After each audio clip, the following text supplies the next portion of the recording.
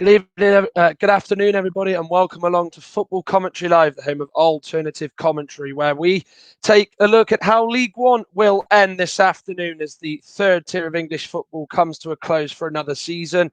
And of course, we saw yesterday the Championship bring high drama in terms of the relegation scrap. We saw promotion and the playoffs be settled in League Two. What's getting focused on this afternoon in England's third tier is that last playoff place, which Portsmouth, Oxford and Charlton are all fighting for. Only one will come out on top, and that is currently held by Portsmouth. And that is the game we're watching this afternoon on Football Commentary Live as they entertain Accrington Stanley. We'll also keep you updated on the events that unfold at Charlton and at the Kassam Stadium as Oxford entertain Burton, and Charlton, of course, are facing Hull at the Valley this afternoon, of course, with Hull already promoted as champions along with Peterborough. We know, of course, three of the sides in the playoffs that will be coming up in the next week. We know that Blackpool, Sunderland and Lincoln are three of the four in there. Who will be the last side? Will it be Portsmouth? Will it be Oxford? Or will it be Charlton? Of course, we know the drop zone, Bristol Rovers, Swindon, Northampton and Rochdale, they've all departed and will be playing League Two football. And of course, just before we start our coverage and preview this game ahead, congratulations to Cambridge, Bolton and Cheltenham. Of course, will be playing in the third tier next year after their promotion for Cambridge and Bolton was both secured yesterday. Cheltenham, of course, did secure theirs a few weeks ago, but of course they did confirm themselves as champions yesterday at the Johnny Rock Stadium, courtesy of a 4-1 drubbing against Harrogate. It's now time to bring in our match commentator for today's game, which is Nicholas Jones. We'll be watching Portsmouth and Accrington. And Nicholas, this is a massive game for Portsmouth. They're used to pressure situations. They hold that last spot, which is, of course, the coveted sixth place and a chance to get into the playoffs. Do you think that they will get over the line today? Good afternoon, Matt. Yes. This is a crucial game for Portsmouth. It's all to play for. It's a straight shootout. No mathematical complications. No what ifs or buts. They simply have to win in order to keep their playoff place alive, regardless of what Oxford and Charlton do. They simply have to win. Yeah, you're absolutely right. Well, Portsmouth are 72, Oxford on 71. Charlton are also on 71, but Oxford have a goal difference of 17, whilst Charlton are 13, of course, both level on points, as I just mentioned. Portsmouth win, whatever the cost. It doesn't matter what happens with Oxford and with Charlton. Portsmouth will have that last place secure. Of course, they can only finish sixth as they are too far behind Lincoln, Sunderland and Blackpool. Nicholas, obviously, one thing that is quite interesting about Portsmouth, as we know, it's a very passionate club. You know, they're not afraid to say it how it is, of course. They did begin the season with Hackett, but he departed in early April after defeating the Checker Trade or the Papa John's Trophy final to Salford. Danny Cowley's come in and has done okay. He's done what he sort of needed to do. And of course, he's on a deal until the end of the season at Fratton Park. Is this a game not just that's big for the team, but big for the manager in terms of the longer-term job prospects? If Portsmouth puts on a good performance today, that could influence on whether Cowley will remain at Portsmouth beyond the end of the season and the playoffs. But it's not only Danny that runs the show. His brother Nicky is the assistant manager and has never really left his side. So credit to both boys for coming in at the last. Credit to both boys for coming in at this at the time that Jacket was dismissed, and they've done really well to get Portsmouth to where they are. Portsmouth have won 6 of the 11 games that both Cowley brothers have been in charge. The fans are actually calling them the Blues Brothers because, of course, of Portsmouth's blue shirt. Yeah, you're absolutely right there, Nicholas. Of course, Accrington are a match for anybody in League One. Of course, regular watchers and fans of League One clubs will certainly vouch for what I've just said. They're going to come here, of course, Nicholas, looking for a top half finish. So, people will maybe assume that Accrington are on the beach, but a top half finish for them would be ideal, wouldn't it? This ain't going to be no easy game for Portsmouth this afternoon. It certainly won't be, because they actually met each other about 2 weeks ago at the Crown Grounds. They both drew 3-3. Yeah, they did draw 3-3 on that day, but Portsmouth, of course, if they do draw, and of course the other sides are unable to match what they've got, then they will secure a place in the playoffs. Of course, the permutations as well. If Portsmouth lose and Oxford win, they'll get 7th regardless of Charlton. Oxford and Portsmouth both fail to win, and Charlton beat Hull at the Valley, then they will take 6th place. We'll just go through the rest of the division for the final time this afternoon. Blackpool already in the plus, as I said. Entertain already relegated Bristol Rovers at Bloomfield Road. Charlton entertain Hull. Take on Shrewsbury, of course, with Steve Cottrell once again back in the dugout after a real lengthy battle with COVID. It is a fantastic thing to hear that he is in full recovery mode. Gillingham take on Plymouth. Ipswich are at home to Fleetwood, of course. Ipswich will want to put a disappointing campaign behind them and look to start next season with a flourish. Lincoln entertain Wimbledon. Of course, Wimbledon are safe in the division, of course, for another year. Oxford, as I mentioned, will take on Burton. They've completed a really good recovery, haven't they? They were bottom at the start of the year, but of course, they've managed to survive under Jimmy Floyd, Hasselbank, and Dino Marmaria. Congratulations to them. Portsmouth and Accrington Stanley, as we mentioned, is the game that we're covering. Sunderland take on already relegated Northampton at the Stadium of Light. Wigan entertain Swindon, a side already down, and of course manage for the final time the caretakership of Tommy Wright and Lee Peacock. So we've got myself bringing the updates for Oxford's game against Burton, and of course we will have Russ Vernon bringing you Charlton against Hull. But Nicholas, in terms of a prediction, are Portsmouth going to get over the line and get the victory? I mean, their record at Fratton Park is something that over the last few years they've really prided themselves on. Not been so great this year, but of course, as everybody knows, it is a difficult place to go and win. Yes, it certainly does, because in the pre-match interview, Danny says that that the surface at Fratton Park is very different to what they had to what they played on at the Crown Ground. So that could play to their advantage. They have they've been unbeaten in the last 3 of the last 5 matches, winning 2 out of them, and Ronan Curtis has scored in 3.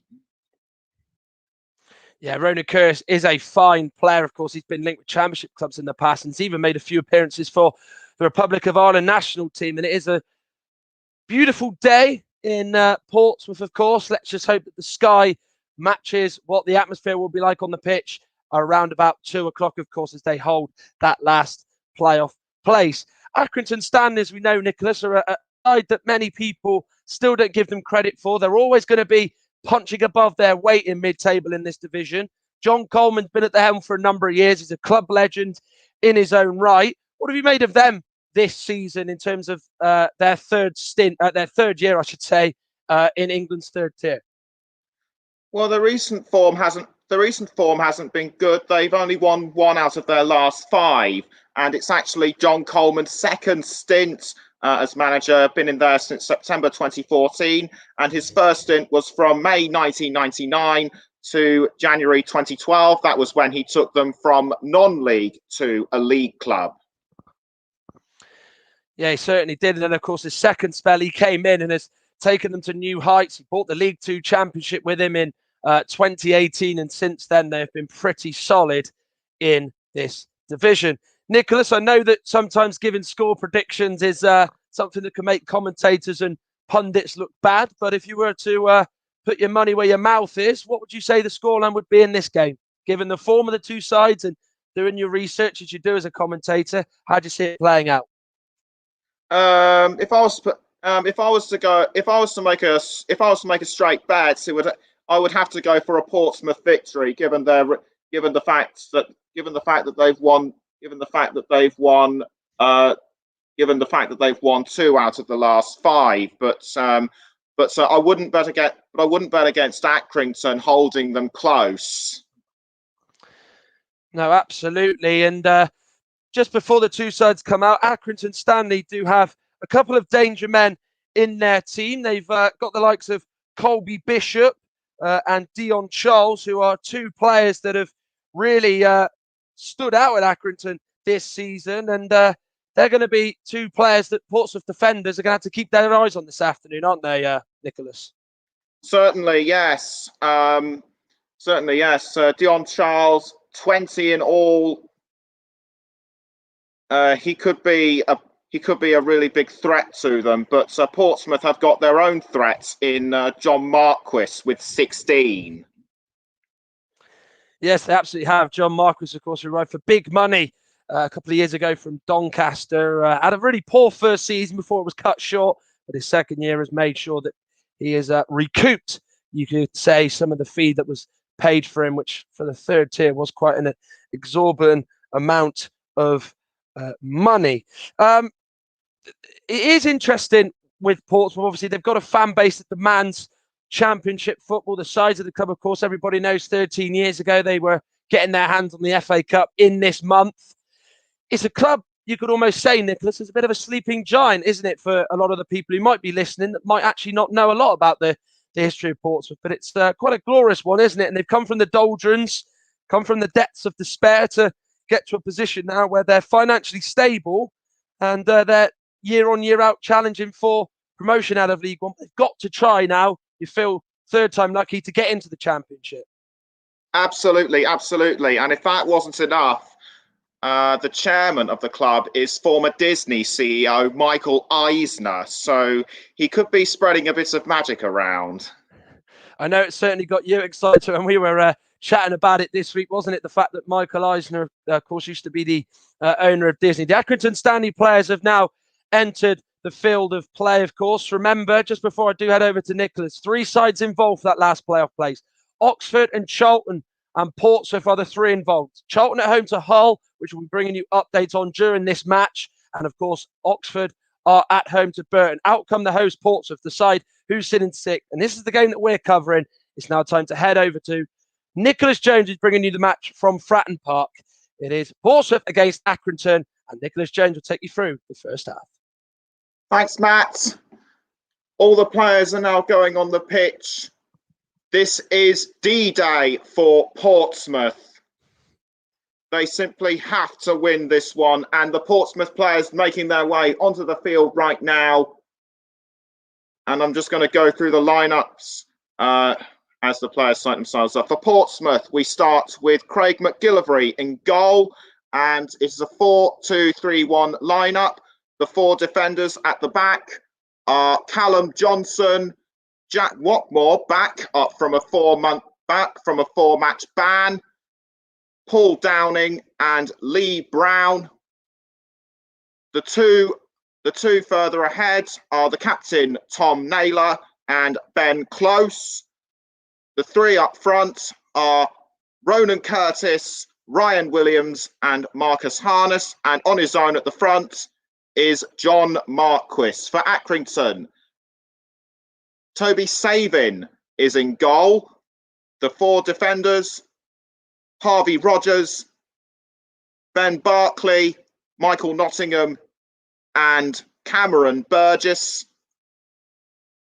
The three further ahead midfielders are Adam Phillips, Dave Morgan and the captain Sean McConville, with John Russell ahead, and the 2 attacking players are Colby Bishop and Dion Charles. On the subs bench for Portsmouth, Lewis Ward, Sean Raggett, Charlie Daniels, Andy Cannon, George Byers, Harvey White and Geordie Hiwula.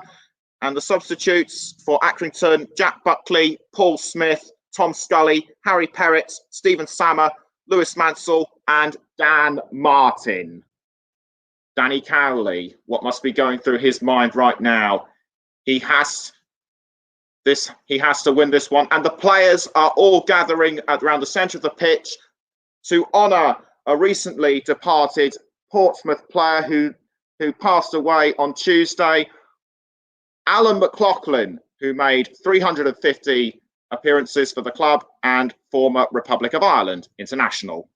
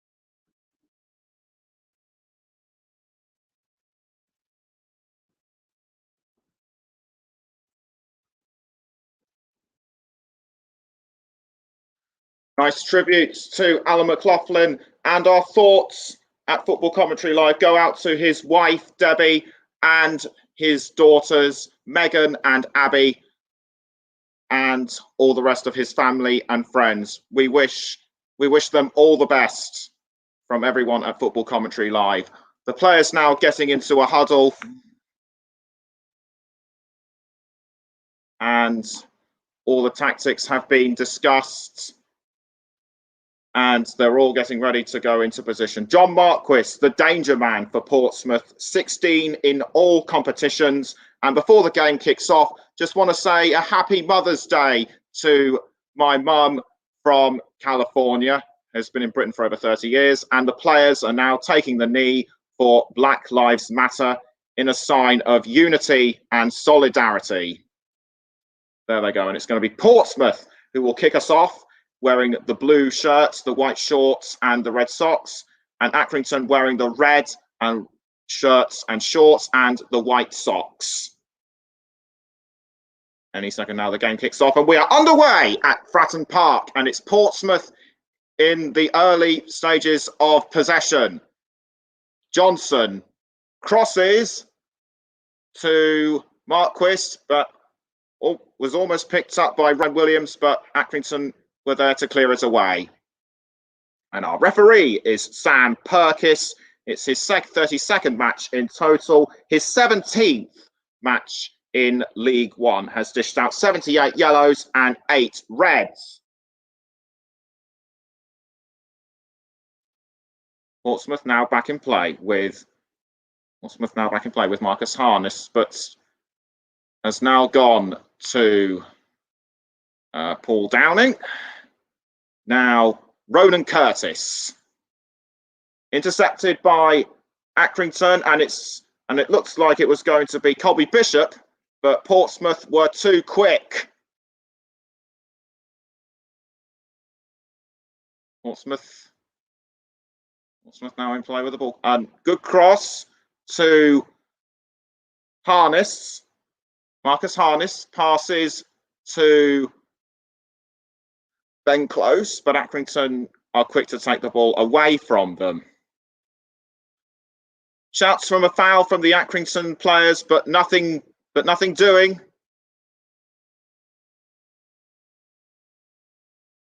Johnson out for a throw.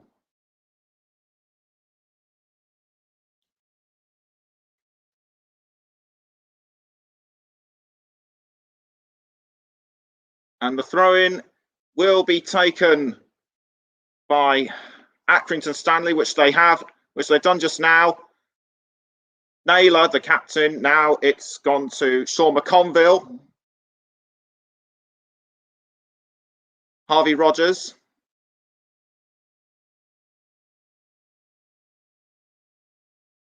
Nottingham. Now Dave Morgan. Morgan looked like he was heading for an attacking player, but good interception from Jack Watmore. And it's Accrington. Accrington with the ball at mark, but cleared away by Toby Savin. It looked as if John Marquis would go for the ball, but Savin was too quick for him.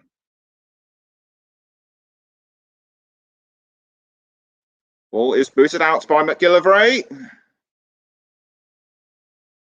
And Ryan Williams was heading for it, and now the ball's out for a throw to Portsmouth, courtesy of a clearance by Toby Savin.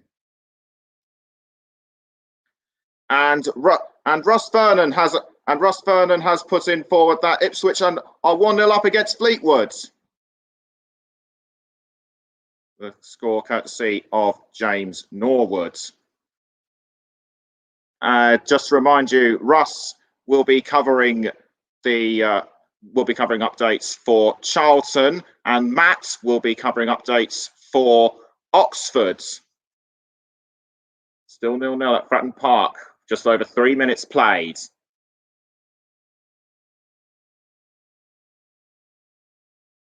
Williams. Brown. Back to Williams again. Morgan in pursuit, but Williams is holding on, aiming for Curtis, but an Accrington midfielder was able to clear it away.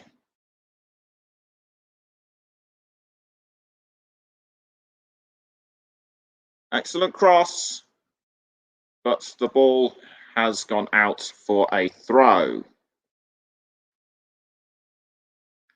Ryan Williams, 5 goals and 6 assists in all competitions this season.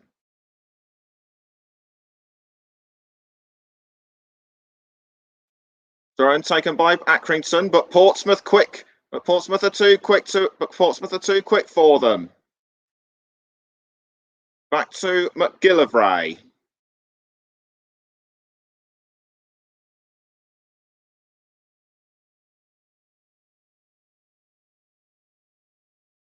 Accrington almost had it, but Callum Johnson for Portsmouth was quick to take it. Now at the tips of Sean McConville. Passes to Phillips.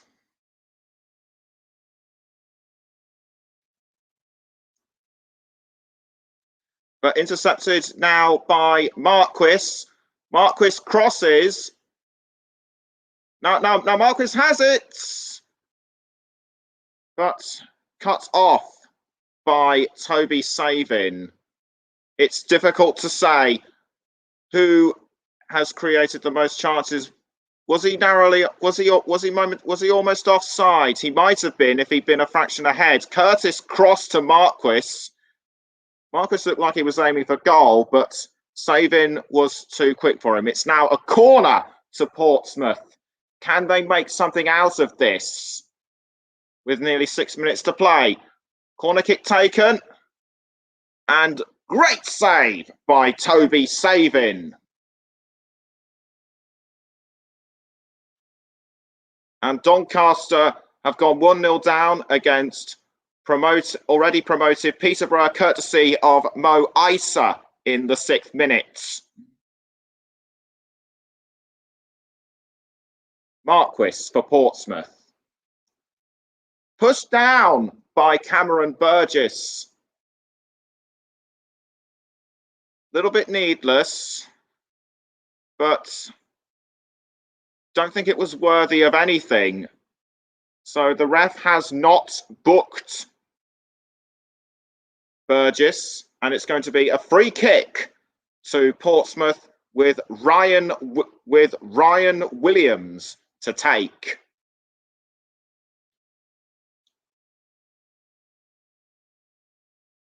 They're all gathering in position. Almost 7 minutes gone. Portsmouth 0, Accrington 0, and Matt's got an update from the Kassam Stadium. Yeah, Oxford have gone 1-0 up at home to Burness. Olamide Shadipo, the Queen's Park Rangers loanee that scored. So as it stands, with Portsmouth drawing, Oxford have slipped into 6th place, courtesy of that goal from Shadipo. It's at the Kassam Stadium. Oxford 1, Burton Albion 0. Free kick taken, but didn't go the way Portsmouth wanted. Williams. And Ipswich are now 2-0 up against Fleetwood, courtesy of Guion Edwards, 9th minute.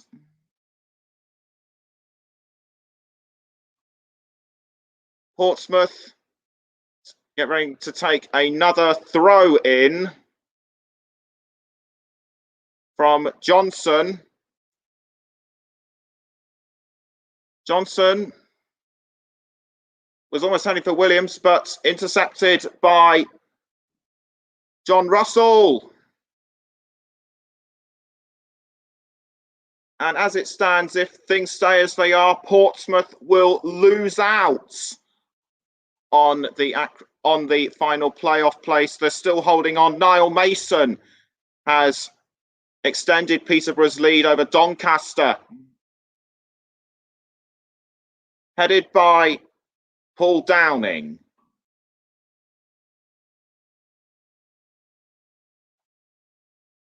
Forwarded by Sean McConville. Now Russell. Russell in possession for Accrington. Cross by midfielder, but kept out by McGillivray. Marquis. Mikhail Mandron has made it 1-0 for Crewe against Shrewsbury. And Ronan Curtis getting into a bit of a scuffle with number 16 at Accrington, Ben Barclay.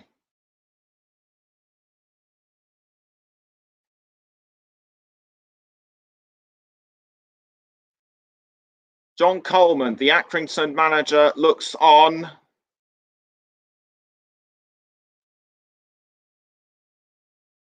Still in play. Curtis. Now it's gone to Dion Charles. And it has now gone for another throw.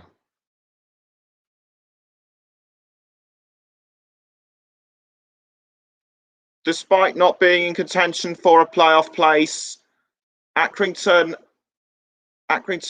aim to finish this one on a high and finish in the top half of the division. Free kick taken by Stanley. Headed away by Portsmouth. Almost caught by Harvey Rogers. Portsmouth defenders doing well to keep the ball out, but Accrington not giving up. Headed by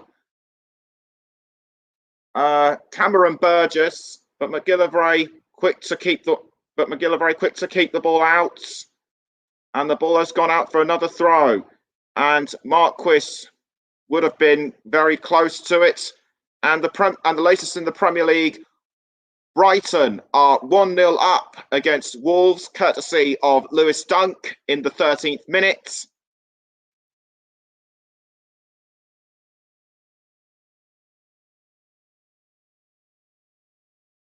Great bit of teamwork from Portsmouth to keep the ball out. Toby Saving clears the ball away.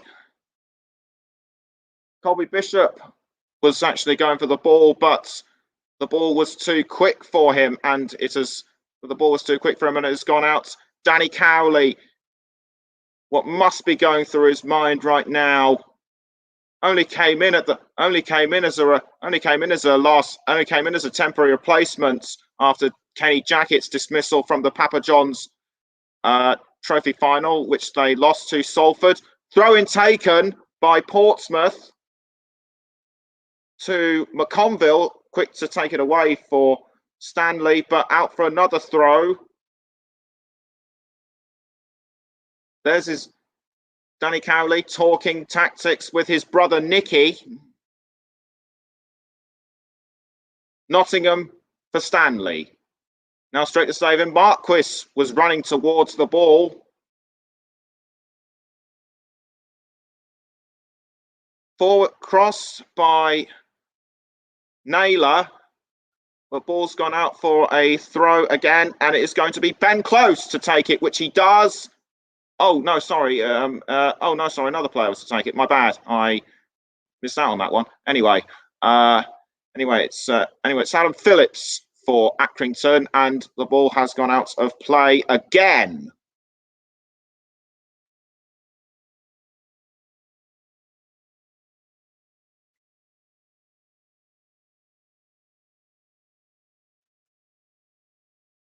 Throw-in to Stanley. And it's going to be Harvey Rogers, the young man, to take the throw, which he does. Cross cleared away by Portsmouth, and it is Ryan Williams, but intercepted by Dave Morgan. Harvey Rogers cut out well by the Portsmouth defenders. Ryan Naylor was looking to pass it to Ryan Williams. Now McConville. McConville crosses, but cleared again by Naylor. Portsmouth seem to be more on the defensive, and it's McConville with the ball. Passes to John Russell. Back to McConville. Could a shock be on the cards here? Harvey Rogers, Dave Morgan, McConville. McConville crosses, but out of reach, and it's gone for a goal kick. Sean McConville has been captain for the last couple of matches for Accrington in place of the regular captain, Seamus Keneally.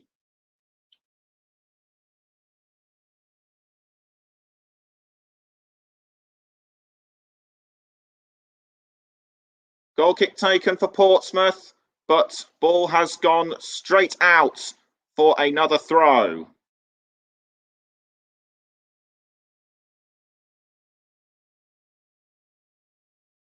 And it is going to be Colby Bishop, I think, that will take the throw for Accrington. Almost 15 minutes gone. Portsmouth 0, Accrington 0.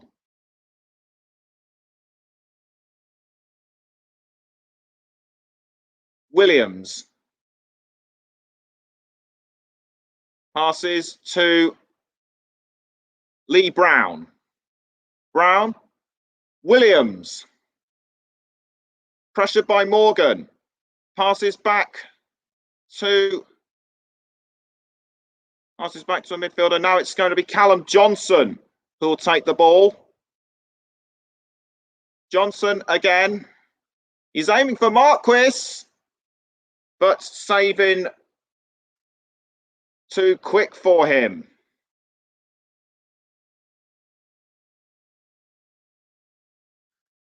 Are Portsmouth starting to break through the ranks now? Pass by Watmore to Brown. Now Williams. Accrington now have the ball, courtesy of Russell. Back to Portsmouth now with Close. But the ball has gone out again for a throw to Accrington.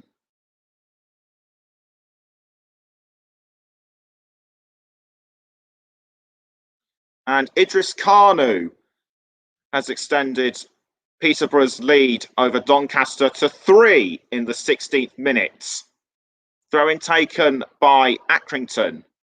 Back to Portsmouth now with Watmore.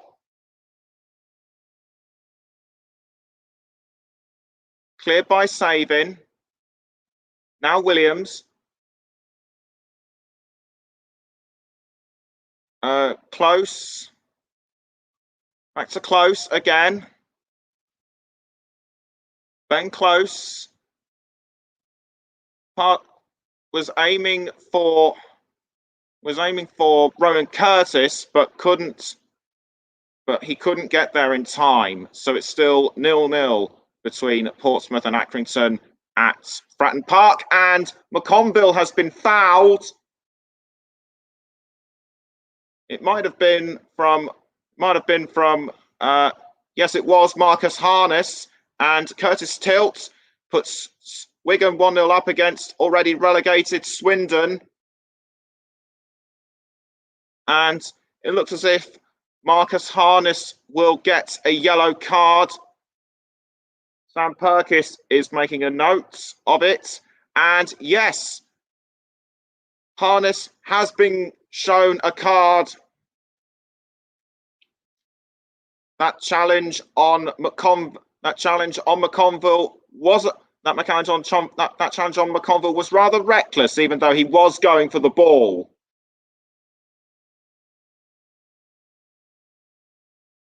Just clattered into him unnecessarily, deserving of a booking, in my opinion. Ball cleared away by Brown. Portsmouth were getting close to the goal area. That is Harness's 8th booking this season.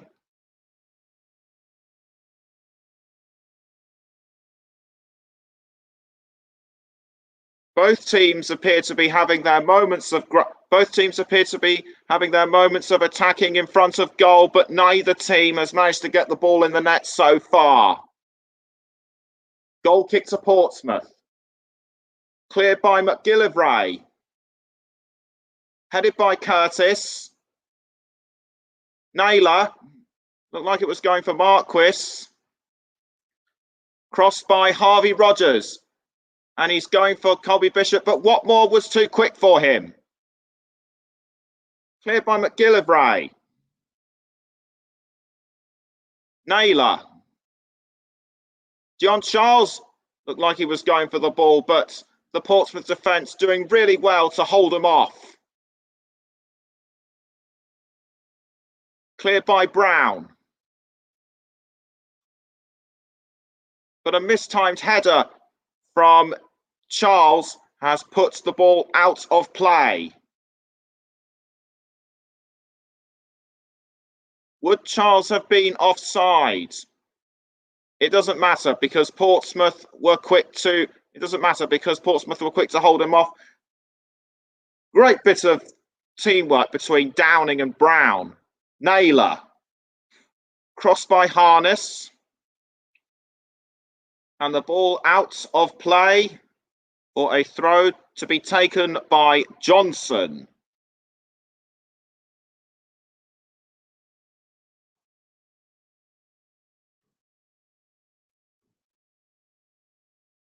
Just over 20 minutes gone. Portsmouth 0, Accrington 0.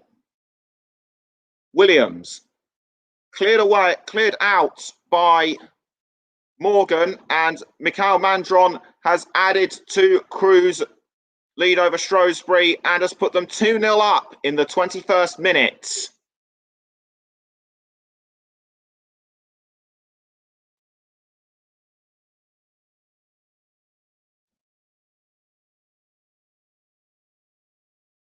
Throw-in to be taken by Brown for Portsmouth. Naylor.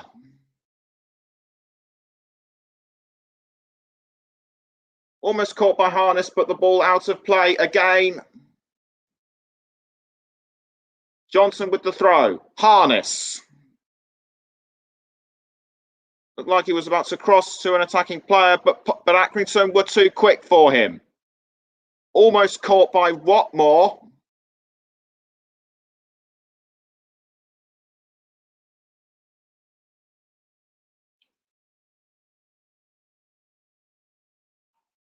Colby Bishop might be taking the next throw for Portsmouth. He really has been a key attacking player in the match so far. And Bishop with the ball again. Now Harvey Rogers. John Charles for Accrington!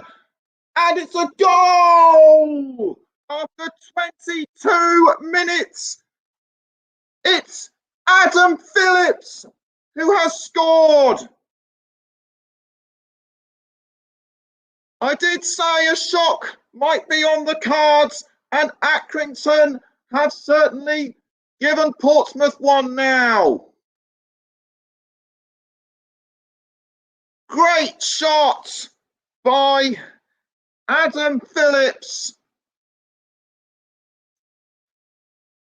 Excellent assist by Harvey Rogers. He just left Craig McGillivray absolutely stunned. Portsmouth need to regroup and try another tactic to get themselves back into the game, and that is Phillips' second goal for Stanley. Play now resumes. Harness, Johnson,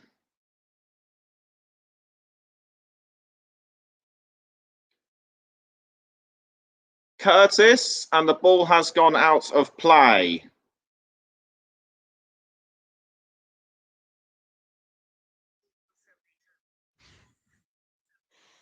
And Danny and Nicky need to think of another tactic.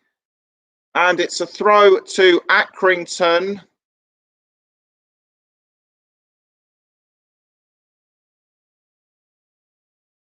Still 1-0 between Oxford and Burton so far. And Ronan Curtis has gone down. Ronan Curtis down. Couldn't see who fouled him.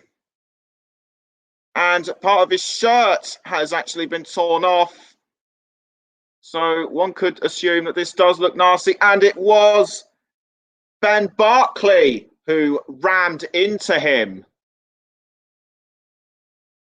Did that look deliberate? I don't think it did.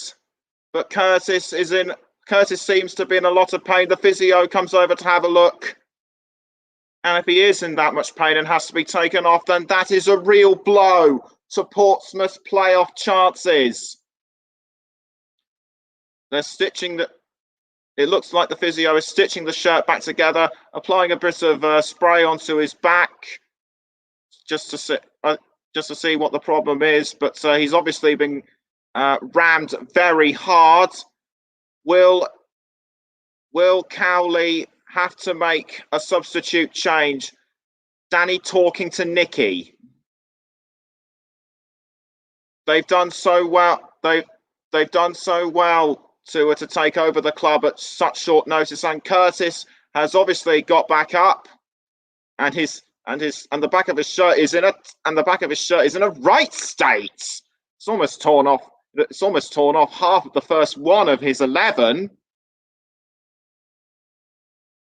But he's obviously up and walking, which is fine. I think he looks he looks a bit winded. Anyway, free kick to Portsmouth.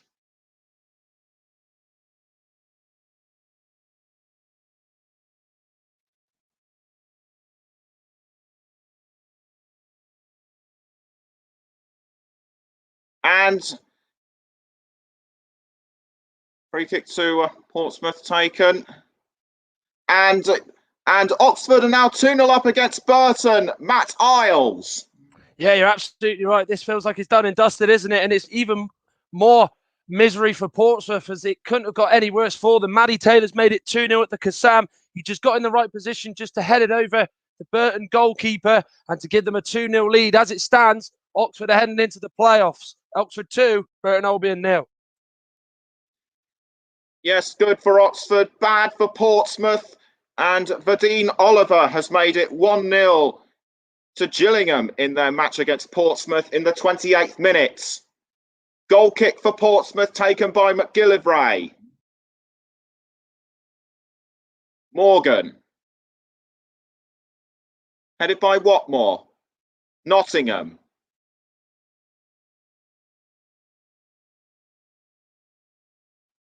Accrington still holding onto the ball. Portsmouth trying to intercept, and John Russell looked like he was, and a foul on. I think it might have been John Russell. Couldn't tell who it was. It was actually Phillips, and it looks like Paul Downing is going to be, and it's actually going to be a yellow card for one of the players. It's either going to be Downing or Williams, and it is a yellow card for Paul Downing. Having a look at it from another angle, a blatant challenge on Phillips, and that is his first of the card all season. He must have done really well this season to avoid getting booked, but it is now a free kick to Accrington. Sean McConville to take. Troy Parrott's now 3-0 up in Ipswich's match against Fleetwood in the 29th minute. Adam Phillips will take the free kick. Can he make it 2? No! Saved by McGillivray. Portsmouth need to score another goal in order to give themselves a bit of a buffer over Portsmouth. And it is an Accrington corner after nearly 29 minutes. Everyone getting in position. Corner kick taken. And the ball goes out again. And Burgess is down on the ground, quick to get back up. Was he manhandled by somebody? Yes, he was. But not worthy of anything. 29 minutes gone. Portsmouth 0, Accrington 1.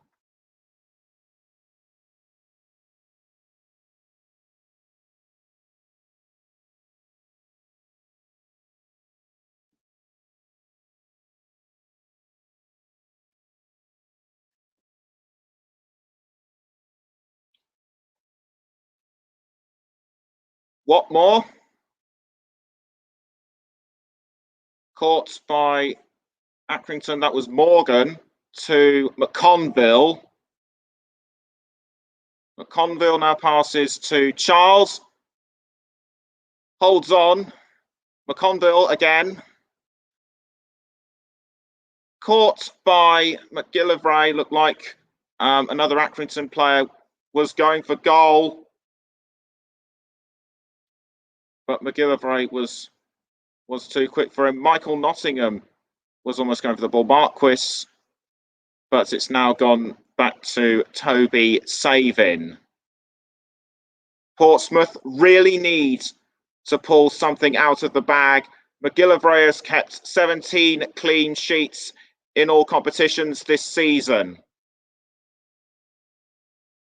Almost caught by Bishop. Close. Downing. Headed by Burgess. Now Ronan Curtis with the ball, but intercepted by another player. Play is stopped. Might have been Adam Phillips, and Curtis protesting about something. He still looks a bit winded. I wonder if he will be subbed on for somebody else at half time. We shall see. And it is another free kick to Accrington. Just over 31 minutes gone. Free kick taken, was almost headed for Michael Nottingham, but the ball is still kept out.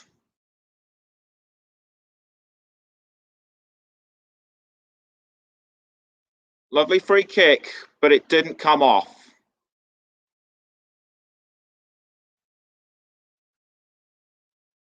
And it is going to be looked like it was a corner. Yeah, Phillips crosses, but McGillivray too quick, and Portsmouth now in possession of the ball, but caught by McConville.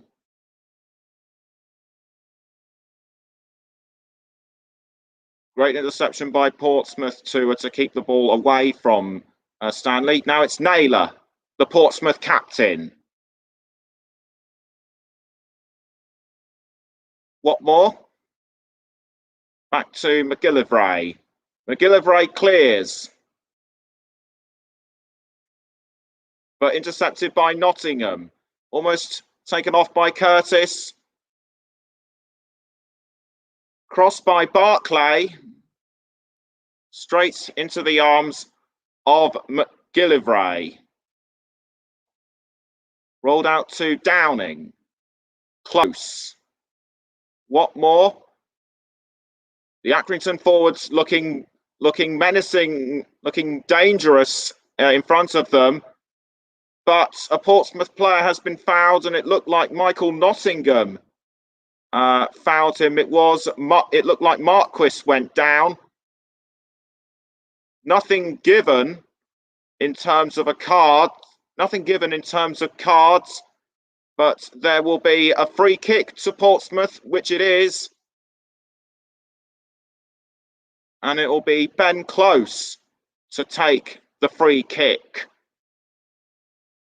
And Shrewsbury have pulled one back in their match against Crewe. Sean Whalley in the 34th minute.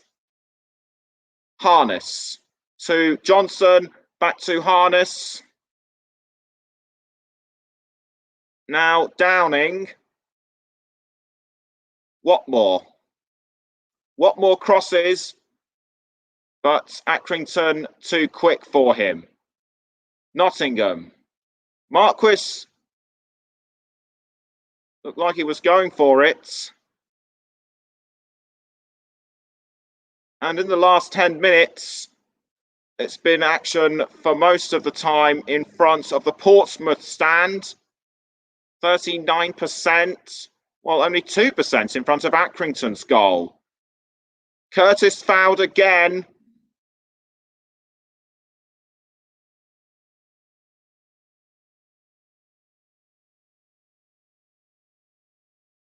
And it seems like, and it will be, and it's another free kick to Portsmouth. I couldn't see who fouled Curtis that time. Portsmouth really need to start digging deep now in order to get back into the game. Free kick taken by Downing, headed by Watmore. Now Naylor, Johnson passes back to McGillivray, although Colby Bishop was looking menacing. Caught by now John Russell. He was aiming for Bishop, but Johnson did well to clear the ball out.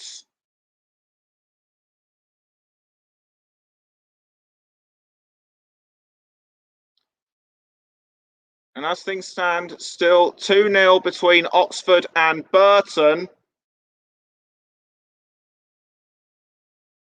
And it's all happening in front of goal. Accrington looking for a second, but the Portsmouth defence doing well to hold on. And Bishop is down. Colby Bishop has gone down. It looked like a knock to the head between him. It was the cross from McConville, and he got tangled up with McGillivray.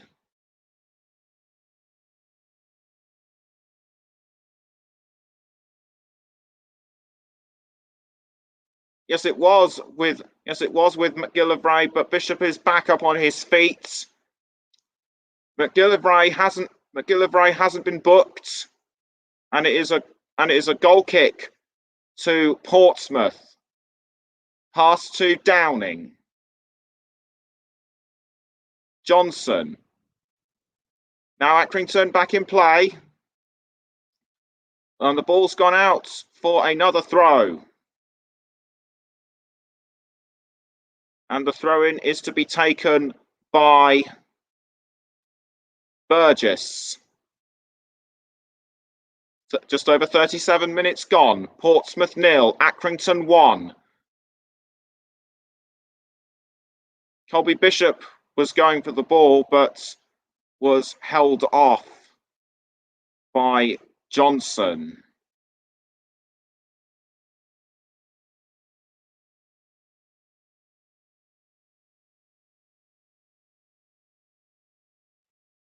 And it's another corner to Accrington. Corner taken, but nothing comes of it. And Naylor goes for the ball. Naylor's going for the ball, but it's out for another throw. This time again to Portsmouth.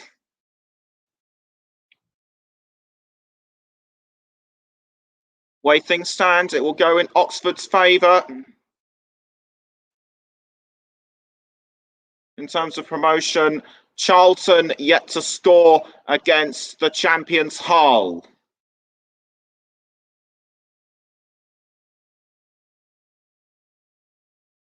And it's a throw in to Portsmouth for Michael Nottingham, who gives out the throw. Ronan Curtis, quick to take the ball away from the attacking Portsmouth players. Accrington players, of course. And it's another corner to Accrington.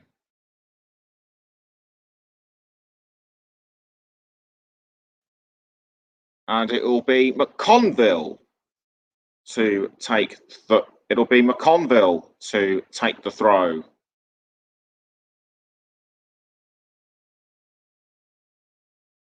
McConville takes the corner, but nothing comes of it.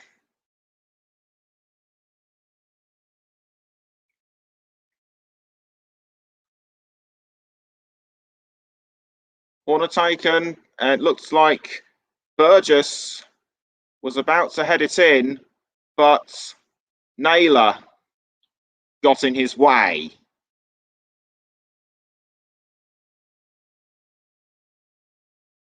Had Burgess done so, he would have extended Portsmouth Accrington's lead, and Ricky J. Jones makes it 4 for Peterborough in their match against Doncaster after 39 minutes. We're approaching 40 at Portsmouth. 5 minutes of normal time remaining. Portsmouth 0, Accrington 1. Michael Nottingham to take this free kick for Stanley.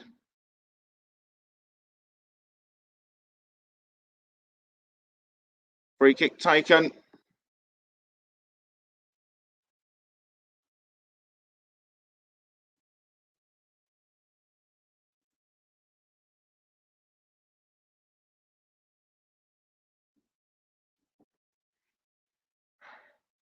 And anyway, it's all happening.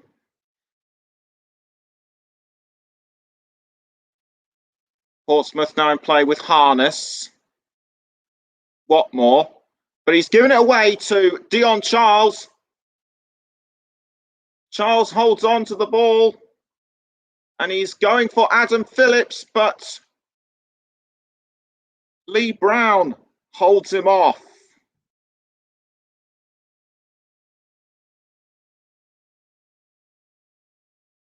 Portsmouth in possession again. Naylor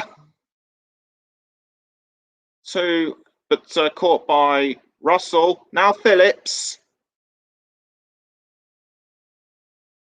Williams. And Burgess has gone down. Cameron Burgess has been fouled. It might have been from Harness.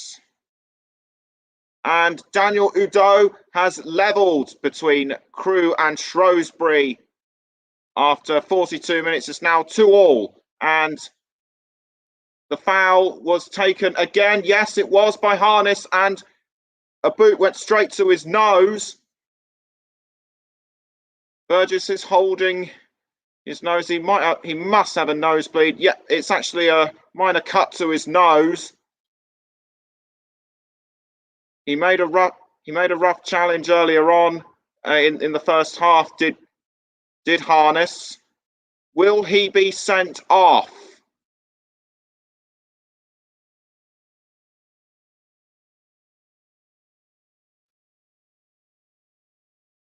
Just taking a look back at the goal from Adam Phillips. Lovely assist from Rogers, and Phillips just fired it in, no problem. Straight into the top left corner. He just left Craig McGillivray absolutely stunned, as I mentioned earlier.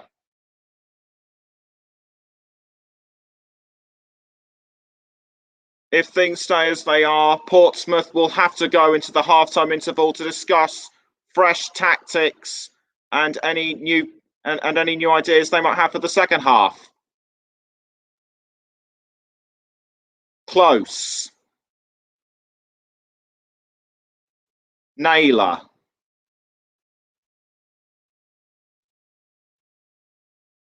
And the ball is out for another throw.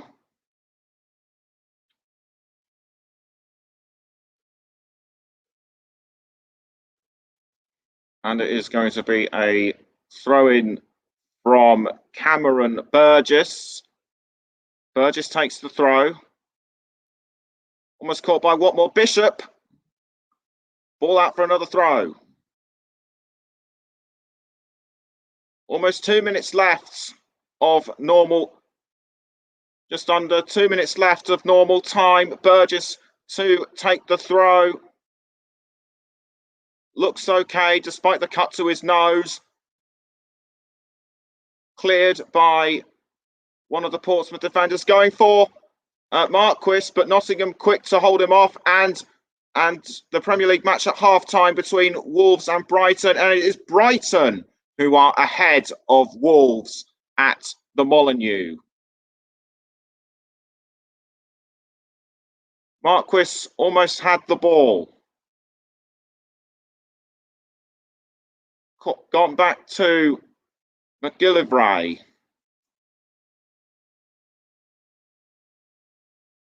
Downing. What can he do? Poor giveaway to Burgess. Cleared by McGillivray. Nottingham. But he's headed it to Watmore. Brown aims for Marquis.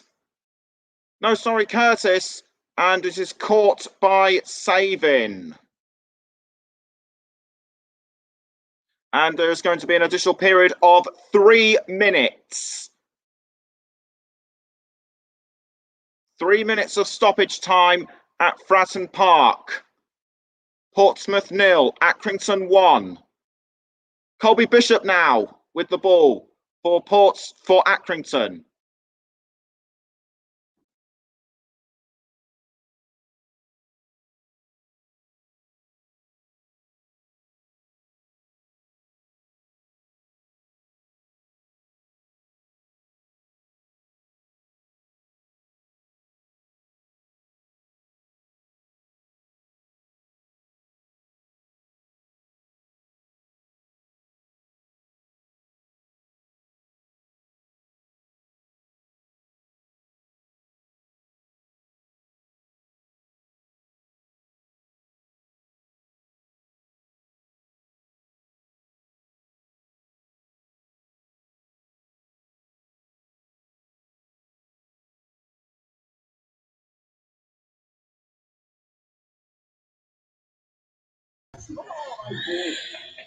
We appear to have lost Nicholas Jones at the moment in time. We'll try and get him back for you, but we appear to have just lost Nicholas at this moment in time. Portsmouth almost scored there. We'll try and get Nicholas back as and when we can.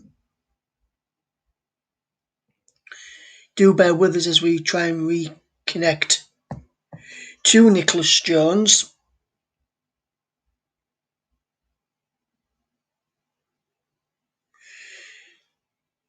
But We'll wait to reconnect to Nicholas Jones. I'll hand you over to the presenter for this game, Matt Owers. But Nicholas is back, so let's over to Nicholas. Nicholas.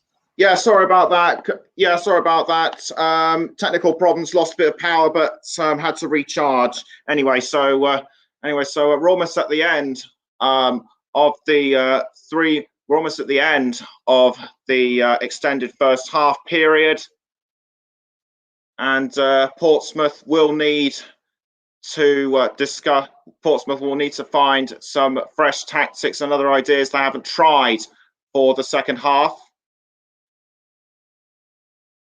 And another Accrington player has gone down. It looks to be I couldn't see it. What? Yes, it was Dion Charles, and it was pushed.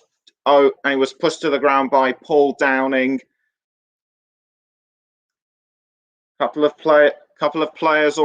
Portsmouth players already booked, and we are now going into. And we've now extended a bit of time from the 3 minutes that was initially planned. Free kick to Accrington. This the chance to make it 2 for Stanley. Free kick taken, and it's 2 for Accrington. It's Colby Bishop. But the flag has gone up. The goal has been disallowed. It's disallowed. And has this given Portsmouth last-minute hope to get back into it? And the whistle has gone. It is the end of the first half at Fratton Park. Portsmouth needed to win in order to keep in touch with the playoffs, but Accrington have sprung out of nowhere. I did say earlier that they could spring a surprise or two, and they've certainly done that. Final score after the first half at Fratton Park: Portsmouth 0, Accrington Stanley 1. Thank you, Nicholas. Yes, 1-0 it is to Accrington. It really is not going to plan for Portsmouth, is it? They could have found themselves 2-0 down with the last attack of the first half, but of course Colby Bishop was rightly flagged for offside as he just strayed slightly forward from that free kick that was whipped in. And of course the Accrington goal was scored by Adam Phillips. What a goal it was. He absolutely leathered it in the back of the net beyond Craig McGillivray, who could do nothing to save it. And as it stands, Portsmouth are dropping out of the top 6. And of course, in that last playoff place, to be took over by Oxford, who currently lead by 2-0, as I said during the updates in that first half. Olamide Shadipo and Matty Taylor on the score sheet for Oxford, of course, as they are currently in that last playoff berth, which, of course, would get them into the semi-finals and get them into the games that keeps their hopes alive of the Championship. Elsewhere on the final day of League One, we've got 5 0-0s in the first half. Blackpool and Bristol Rovers is goalless. Charlton and Hull is also goalless. Another game, of course, that is big in terms of the playoff picture, as Charlton of course, also harbour hopes of getting into the top 6, but as it stands, they aren't doing their bit. Crewe and Shrewsbury is 2 apiece. Peterborough ending this season on a high. James Coppinger's farewell match is ending in a disaster.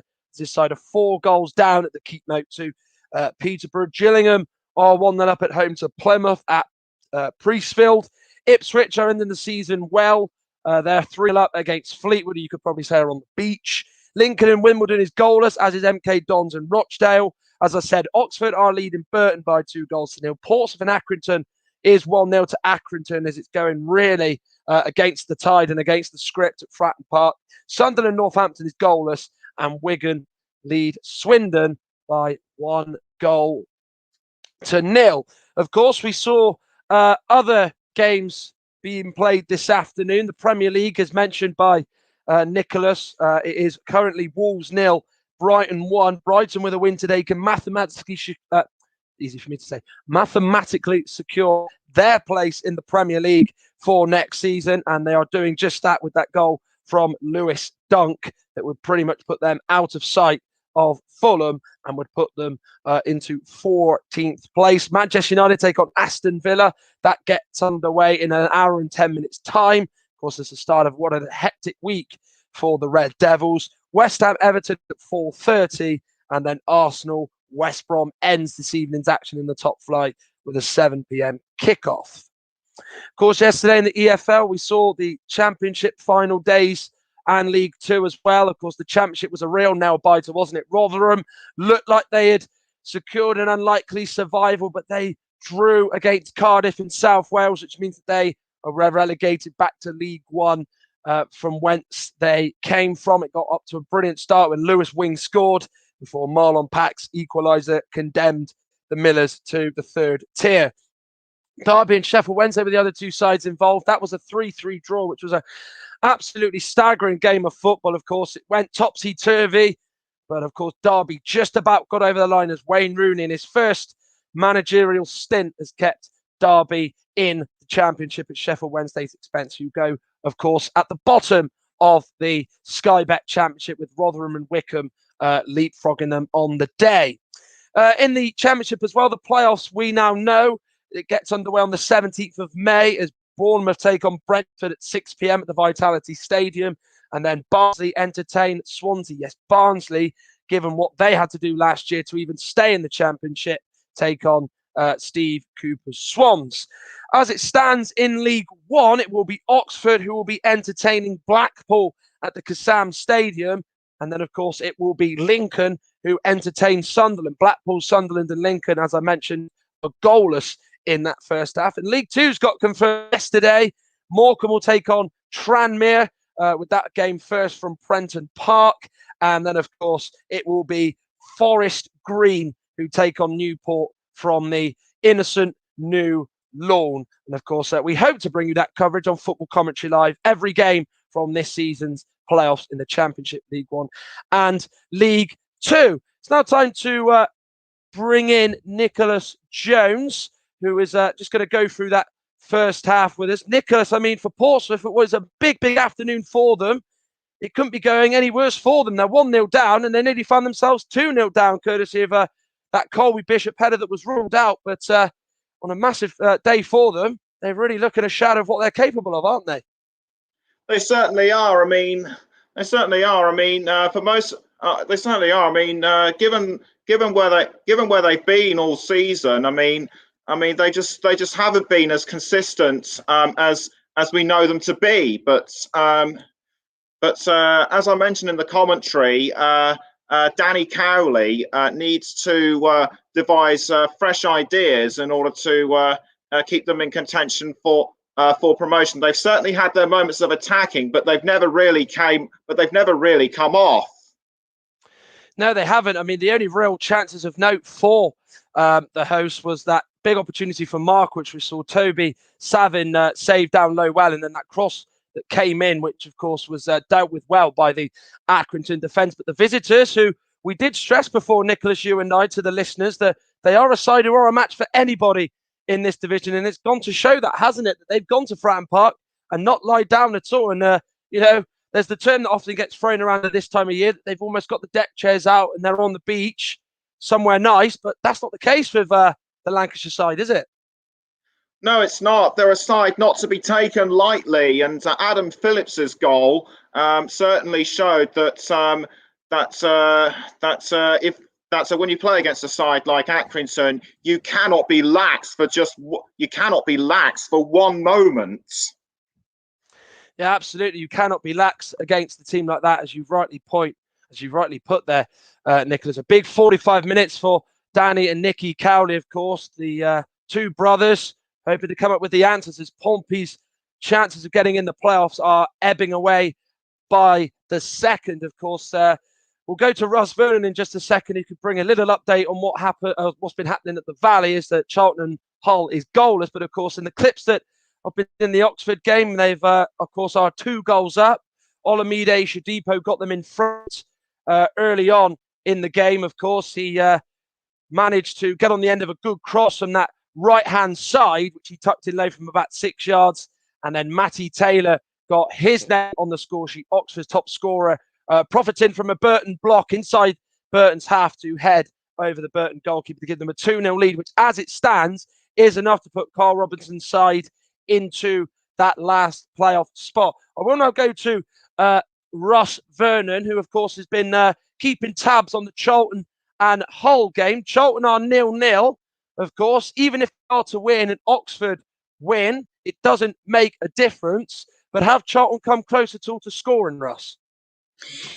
Yes, there were one big chance towards the end of the first half when Marshall played a lovely ball over the top for Connor Washington, who managed to take a great touch to bring it under control, but somehow he smashed it wide. And then just towards the end of the first half, in stoppage time, Alex Gilbert did a brilliant run from the right-hand side, come in the box and took a shot from just outside the penalty area, and Jaden Stockley stuck out to right foot, but could only divert him past the post. But Charlton have had two big chances in this game, all yet to really, from what I've seen, yet to really test the Charlton goalkeeper, despite already being promoted and as champions. But Charlton have had two big chances, but failed to take them. It's Charlton 0, Hull City 0 at the Valley.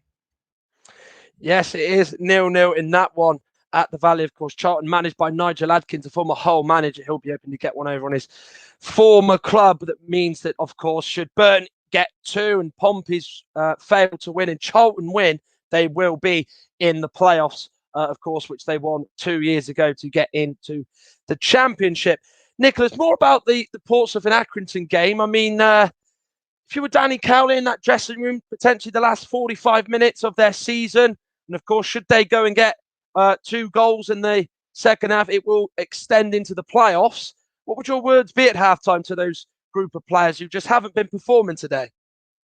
I dread to think what Cowley must be saying to other players. But if I were the manager, I would be a bit disappointed. But then I would say, for the second half, we need to devise new, fresh tactics. We need to get somebody off on for somebody else. And as I mentioned in the first half, Ronan Curtis got roughed up a bit, and part of his shirt was torn off. So he could be replaced. But if I was to get another player on, I would have to go for someone like Jordi Hiwula, because on his day, he is a pretty good player. Yeah, you're absolutely right with that. Of course, he helped Coventry to the League One title last year. Did Jordi Hiwula, began his career at Manchester City, of course, as well. On the bench for Portsmouth, they've got Lewis Ward, Charlie Daniels, Harvey White, George Byers, Sean Raggett, and Andrew Cannon. Not a bad bench for a League One side. Of course, with Portsmouth, there's 2 real notable names as well. Ronan Curtis and Marcus Harness are probably 2 of the better wingers you will have seen in the third tier this season. Any watchers of League One, for that fact. They haven't really been able to get into the game, have they? Do you think that's gone down to good defending from Accrington, or just the fact that Portsmouth have not been that strong? Because, as you mentioned, Ronan Curtis has been roughed up a few times in that first half, so much so that his shirt was almost torn from his actual back, wasn't it? Yeah, that's right. I think it was like almost half of the. I think it was like almost the whole one from his 11 was almost torn to shreds. But yeah, we haven't seen. We haven't seen much of what Curtis and Harness are renowned for. Plus, of course, Harness was booked earlier on in the first half, so he's really got to watch out. But if I was definitely to pick anyone to go forward in the second half, I would have to go for Hiwula. It would be his it would be his return to football after an absence of 7 weeks with an ankle injury. If I was to, if I were John Coleman, I would probably leave Accrington's side unchanged until around about the hour mark. But I would probably definitely want to think about who should sub Cameron Burgess, because he got a bit of a slight cut to his nose. But other than that, he looks fine. But it's going to be very. But the second half is going to be very interesting, and is going to be very interesting, and we are just about ready to wait for the players to come out. Yeah, you're absolutely right with that. Remember, if you are just tuning back into our coverage, or you haven't tuned in at all, welcome along. Good afternoon on this fine Sunday afternoon, which of course it does look like is actually grey skies all across England this afternoon. Remember, I'm bringing goal updates of Oxford against Burton, of course. Oxford lead by 2-0. Olamide Shadipo and Matty Taylor were both the goals of the Kassam, which have put Oxford as it stands into 6th place. They started just outside the playoffs today, which Portsmouth held in of 6th place before a ball was kicked on the final round of matches. But they're 1-0 down in the game that we're watching on Football Commentary Live. 1 goal down to Accrington, courtesy of an Adam Phillips goal. Russ Vernon's bringing you updates of Charlton against Hull. 0-0 in that one. Charlton have been the closest of the two sides. And of course, you can follow us on Twitter. Go to @CommentaryLive1 to watch our live streams throughout the week and watch this one live. Or you can visit on Facebook. So you go to facebook.com/FootCom Live. We are ready to go. It's now time to head back to your match commentator, Nicholas Jones, to take you through the second half. Thanks, Matt. Portsmouth need to pull something miraculous out of the bag if they are to stay in contention for the playoffs. Accrington need to score another goal to ensure a buffer between them and Portsmouth, and it looks as if everyone is getting ready to come back onto the pitch. Can see a couple of Portsmouth players out on the ground already, and may I remind you that Portsmouth are in their blue shirts, the white shorts, and the red socks, and Accrington in the red and white in the red shirts and in the red shirts and shorts and the white socks. Got there eventually, and we are underway for the second half at Fratton Park. Portsmouth with the early interception, with the early play of the ball, but taken by Morgan. McConville back to Morgan, but taken away by Downing. Now Watmore. Reminder that he's back for the first time in 4 matches after serving a suspension. Now Close, back to McGillivray. Downing. Downing passes to Harness. Now Close. Back to Watmore. Colby Bishop was going for it, but McGillivray held him off, and it's out for a throw, the first of the second half.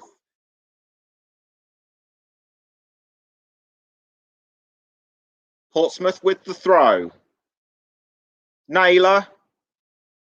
Now Johnson. And passes back to McGillivray, who clears it out.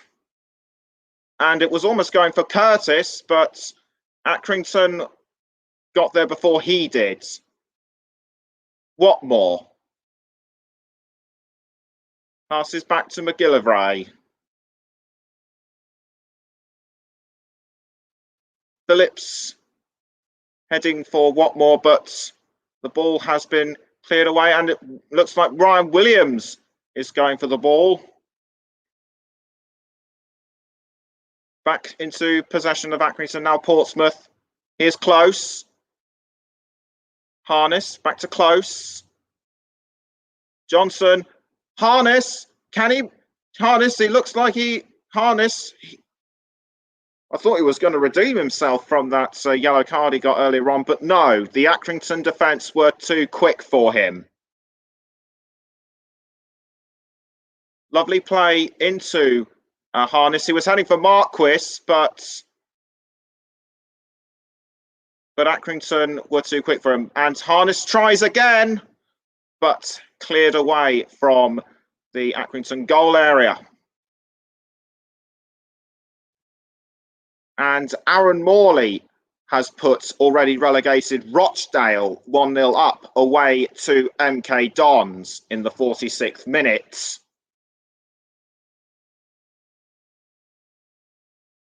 Colby Bishop, a foul on supposedly Lee Brown, but did he simulate the foul himself? And Lewis Dunk has been sent off for Brighton in their match against Wolves. John Charles saved by McGillivray.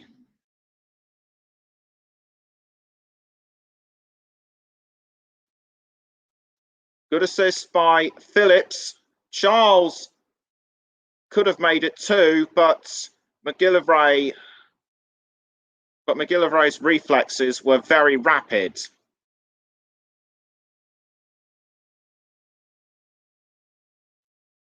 And it looks like a Portsmouth player will be getting ready to come on, and it looks to me like it will be Geordie Hiwula.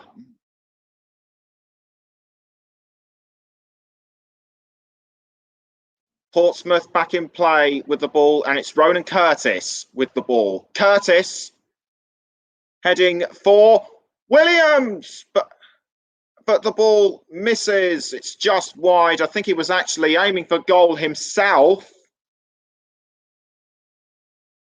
Curtis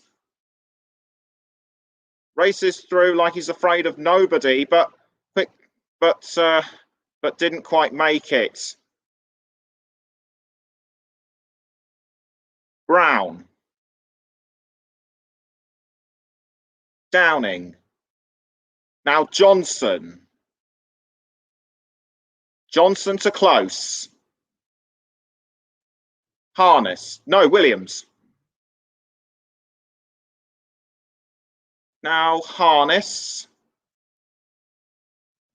Marcus Harness to Close, and now it was almost caught by Williams, and Curtis fires, but it's well over the crossbar. Portsmouth need to score, and soon. Looked like Williams could have scored had he not been brought down. Curtis going through like nobody's business, but the ball just bounced off the post, or did it hit the side netting? Anyway, it was just wide, and a goal kick to Accrington from Toby Savin. Goal kick taken, but it's gone back to Portsmouth, and now Ronan Curtis, the meat and the Accrington sandwich, but great defending by Savin. And a throw-in to Portsmouth. And the ball's gone out courtesy of a tap from Dave Morgan. Harness. A foul in the goal area, but nothing given. Watmore. And Jimmy Keohan makes it 2-0 for Rochdale against MK Dons. Ryan Williams for Portsmouth.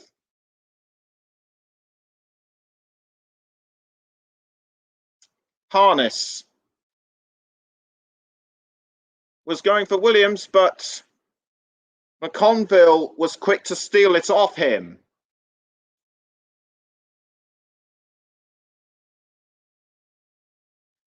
Almost 52 minutes gone. Still Portsmouth 0, Accrington 1. So far in the other games that we're covering, still 0-0 between Charlton and Hull, and Oxford still 2-0 up against Burton. Play still going on at Fratton Park, but Watmore looked like he was being roughed up a bit.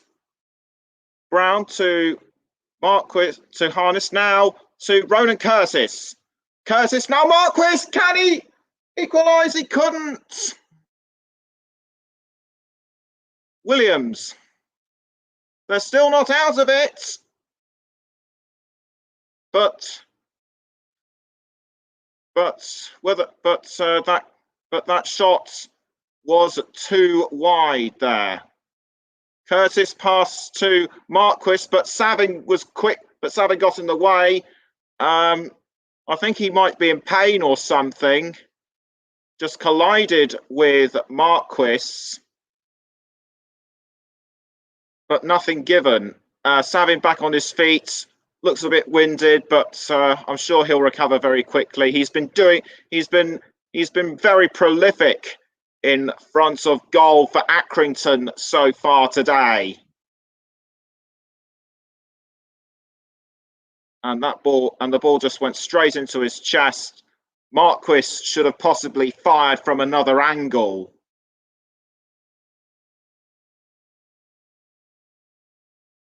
Toby Savin to take the goal kick for Accrington. Over 53 minutes gone. Still 1-0 to Stanley. Caught by McGillivray. Rolls out to Naylor. Now close. Johnson. And a foul on what looked like Ryan Williams. But nothing has been given, and it looks like the reserve goalkeeper, Jack Buckley, might be warming up. And the ball's gone out of play again for a throw.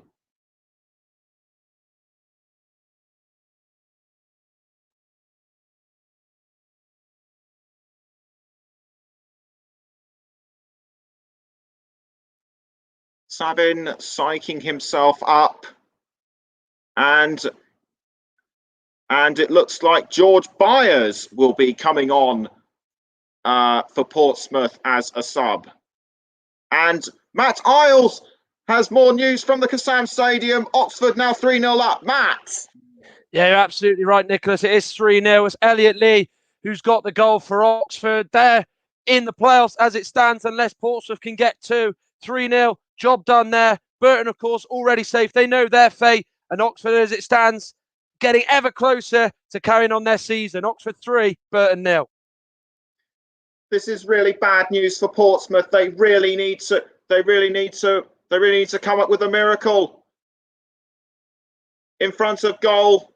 But Accrington doing well to hold them off. And as Matt rightly said,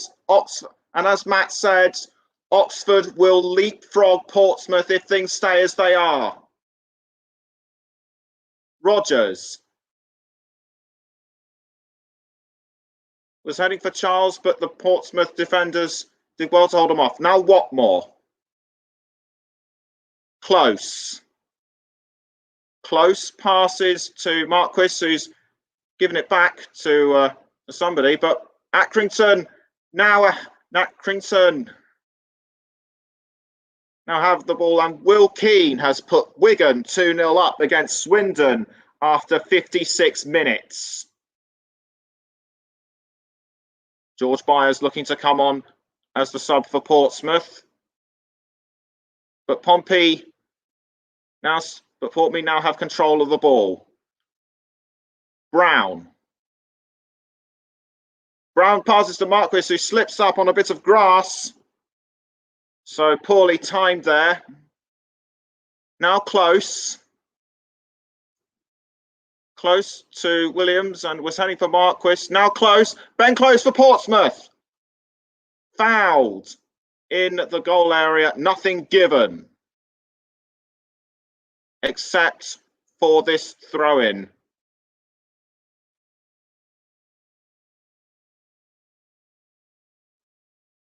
Accrington doing well to hold on to their lead. Is this costing Portsmouth momentum? And a couple of Portsmouth players looking to be substituted. Brown to take the throw in, which he does. Close. Harness to Johnson. Harness again.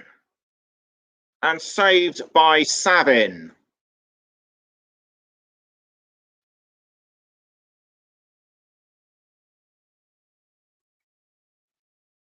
Goal kick to be taken again by Savin 58 minutes played. Portsmouth 0, Accrington 1. Naylor for Portsmouth. Now Johnson.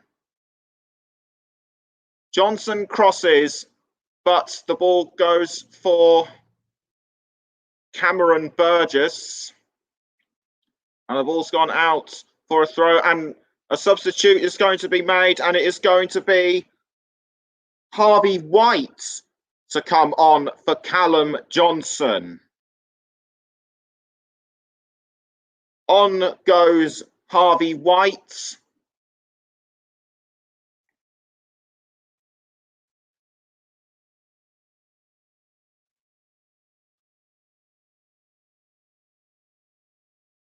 And Scott Twine makes it 1-0 for Swindon after 59 minutes. 2-1 for Swindon, and George Byers and Geordie Hawula are to come on the pitch as well. Byers comes off for Johnson. And Wigan and Wilkie makes it 3-1 for Wigan after 60 minutes. Portsmouth back in play. Naylor, Watmore. And push is down, Charles. Michael Nottingham for Accrington. Nottingham crosses. But ball has gone out.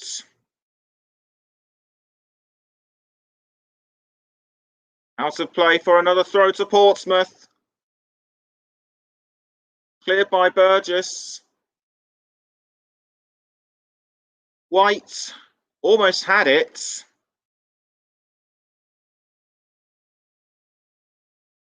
But it's out of play for a throw to Accrington. Could Geordie Hawula be the miracle Portsmouth are asking for right now? As we previously mentioned, ex-Coventry City forward promoted the Sky Blues from League One to the Championship last season.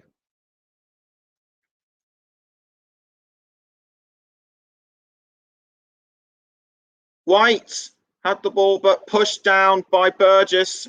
I think Watmore looked like he was about to retaliate or something, but thought against it. John Coleman must be pretty smug inside, seeing his side ahead of Portsmouth.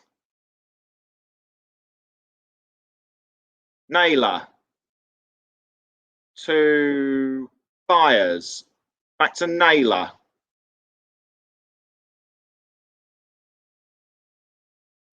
Brown to, I think it might have been Byers, but a foul already, and a foul by Harvey Rogers, and Rogers booked. It was on Ryan Williams.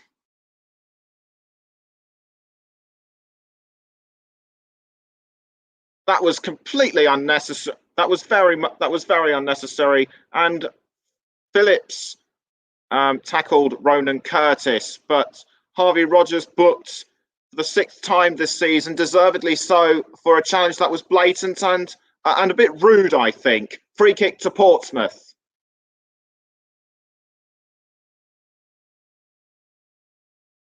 Accrington doing well to hold them off. White. Now Byers. George Byers for Portsmouth. Was going for the goal, but Savin saved it.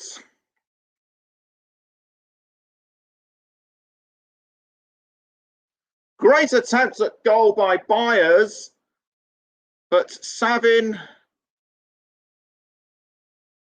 did really well to save that one. He has been magnificent in front of goal for Accrington this afternoon. Ryan Williams. Cross to Marquis. Intercepted by Nottingham, but the ball has gone out for a throw again. This time to Accrington, and it is going to be... can't tell who the player is taking the throw from this angle. Throw in taken. Morgan passes, but play has been stopped for some reason, and George Byers has been given a yellow card. Not the best way to make an entrance after coming on as a sub. Yes, he fouled Morgan. That was why he was booked. I think he was actually aiming for the ball. That's the second time he's been booked this season. But would I have given him a yellow card for this one? Probably not. He was going for the ball. And it's going to be an Accrington free kick. And it's Sean McConville to take the free kick. Accrington almost made it 2, but McGillivray was too quick for them. What more?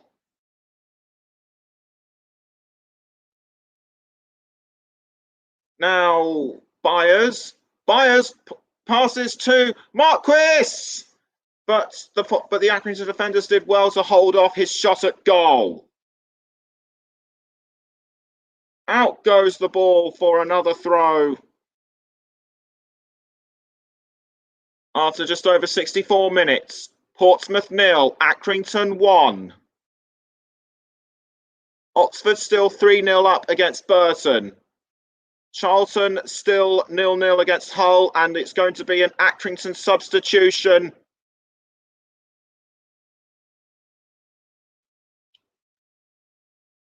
I think John Russell is going to come off, which he does, yes, and coming on will be Tom Scully. Scully not on the substitutes bench in last week's match against AFC Wimbledon. In last week's match for Charlton, Marquis dicing with the ball in front of goal, but crossed by Williams, cleared away by Nottingham, and a foul on Scully by White. Nothing doing, says the referee. But another foul on another Accrington player. White has been called forward. Play didn't immediately stop for that foul on Scully. Adam Phillips having a chat with the referee Sam Perkis, and it appears that Harvey White is going to be booked. And talking of cards, Curtis Tilt has been sent off for Wigan in the 66th minute. That was a bit of a rough challenge on Tom Scully. He was going for the ball, but that challenge did not look blatant enough. I would say pretty worthy of a yellow card for Harvey White, but nothing too blatant. Free kick taken, and Dion Charles almost makes it 2 for Accrington. But Craig McGillivray was too quick, but Craig McGillivray did well to hold him off. It actually clipped the bar. Portsmouth need to come up with something fast in the 34 plus minutes that are left. No, sorry, 24 plus minutes that are left. John Charles aiming for Nottingham, takes the ball. Nottingham quick to hold back on, and a foul on Michael Nottingham by Geordie Huwula. Nottingham quick to get back up.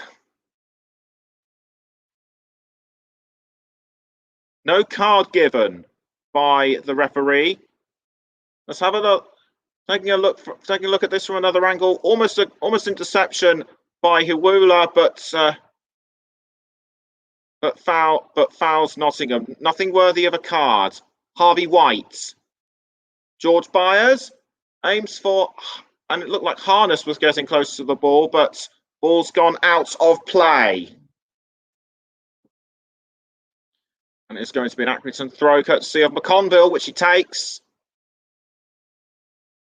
Headed by somebody, but Portsmouth doing well to keep the ball away from their goal area. Brown to Williams, and Barkley fouls Curtis. Curtis, understandably not happy, talking to the referee. I can see some spots of rain on one or two of the managerial seats, so it could be rain. So it could be starting to rain a bit in Hampshire. John Coleman, exceptional manager for Accrington Stanley, almost 1,000 games managed for the club in his 2 spells at the Crown Ground. And Ipswich 3, Fleetwood 1, Wes Burns in the 72nd minute.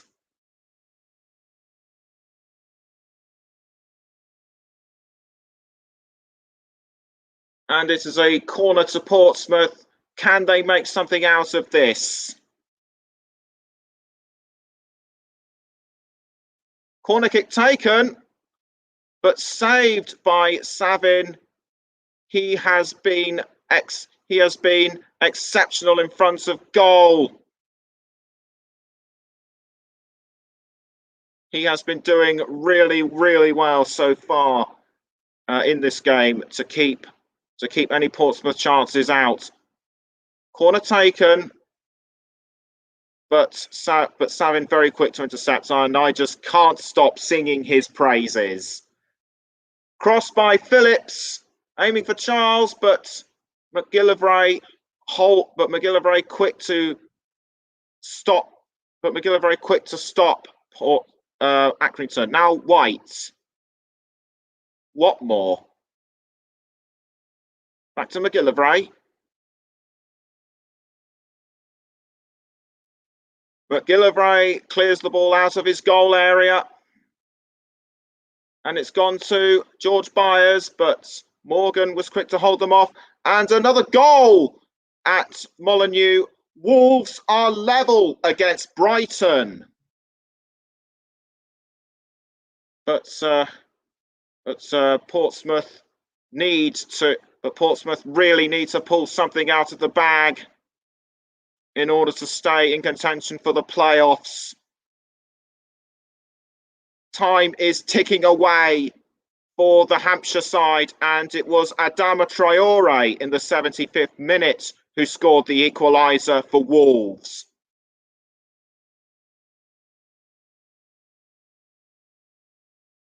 Williams.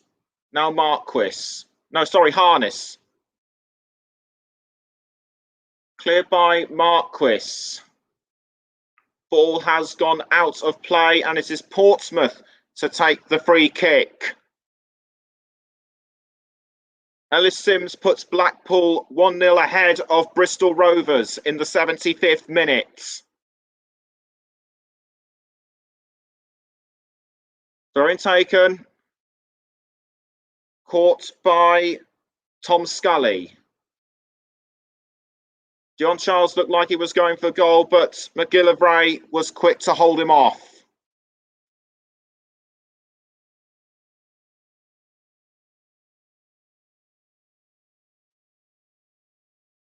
And it is another throw-in to Accrington.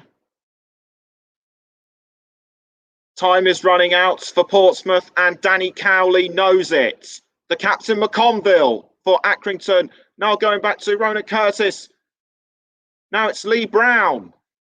Lee Brown for Portsmouth.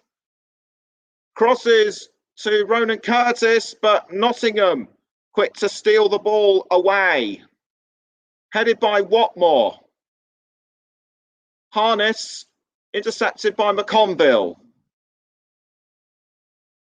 McConville to Adam Phillips. Now Colby Bishop, but taken away by Watmore. White. Now Marquis. Almost tackled by Morgan, but Marquis doing well to hold on. Byers aiming for Curtis, but Savin doesn't miss a trick and clears the ball away, but it's now gone back to Brown. Now Williams. Williams crosses into the goal area, aiming for Hawula, but doesn't quite get there. Harness. Byers. Now back to Harness. Byers almost taken by McConville. Scully aiming for Charles, but caught by Naylor. Johnson. Curtis. Ronan Curtis for Portsmouth was aiming for someone in the goal area, but Nottingham did well to head the ball out. Williams to Byers. Harness crosses, and the ball has gone out of play for a goal kick. Harness's intentions for goal are well-meaning, but he's aiming at the wrong angle.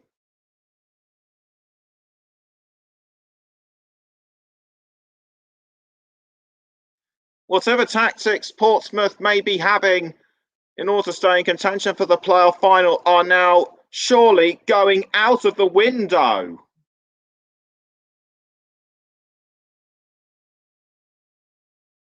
And the Portsmouth Chief Executive, Mark Catlin, is in the stands. And this is a throw-in again to Portsmouth. Caught by White. Curtis has gone down again. Quick to get up. Play still goes on. Now it's a free kick. Bit of a discussion between Scully and Bishop and the referee, along with Harvey White. And the free kick is taken by White. Aims for Watmore, but Cameron Burgess quick to take it away from him. And an own goal in the match against Charlton. Matt or Russ, what can you tell me? Yes, Nicholas, Charlton broke down the left-hand side, put the ball across, and Jacob Greaves put through his own net with 15 minutes to go. Charlton Athletic are leading by 1-0 against Hull City. Charlton 1, Hull 0 in the Valley. Thank you very much for that update, Russ. And whilst all that was going on, Portsmouth took a corner which did not come off. Naylor was close to opening Portsmouth's account, but the ball just scraped off the bar. And a goal kick now for Toby Savin. Accrington have conceded 18 in the last 15 minutes, just a few behind Northampton. But it doesn't look like they'll be conceding anything today. Rogers to Barkley. And Hallam Hope makes it 3. And Hallam Hope has pulled one back for Swindon, now 3-2 at the DW after 77 minutes. McConville. And the ball has gone up for a throw to Portsmouth. Jack Watmore to take the throw.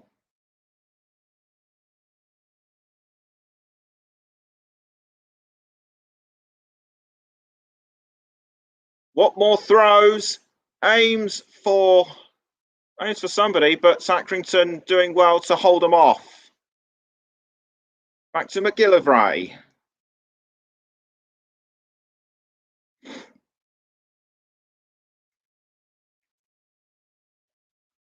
McGillivray clears. Now, Geordie Hawula looked like he was going for it for Portsmouth, but Burgess quick to intercept. Now Harness aiming for Hawula, but Accrington too quick for them. Out for another goal kick to Accrington. 12 minutes to go. Still 1-0 to Accrington at Fratton Park.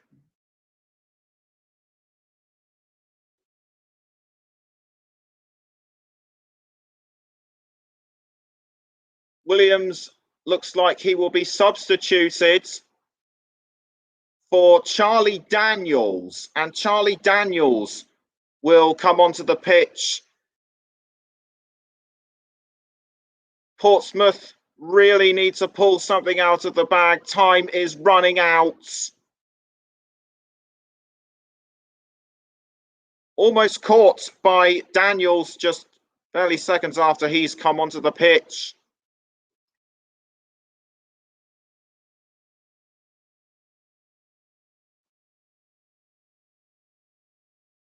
And it's still 1-1 between Brighton and Wolves in the early Premier League fixture. Throw into Portsmouth now.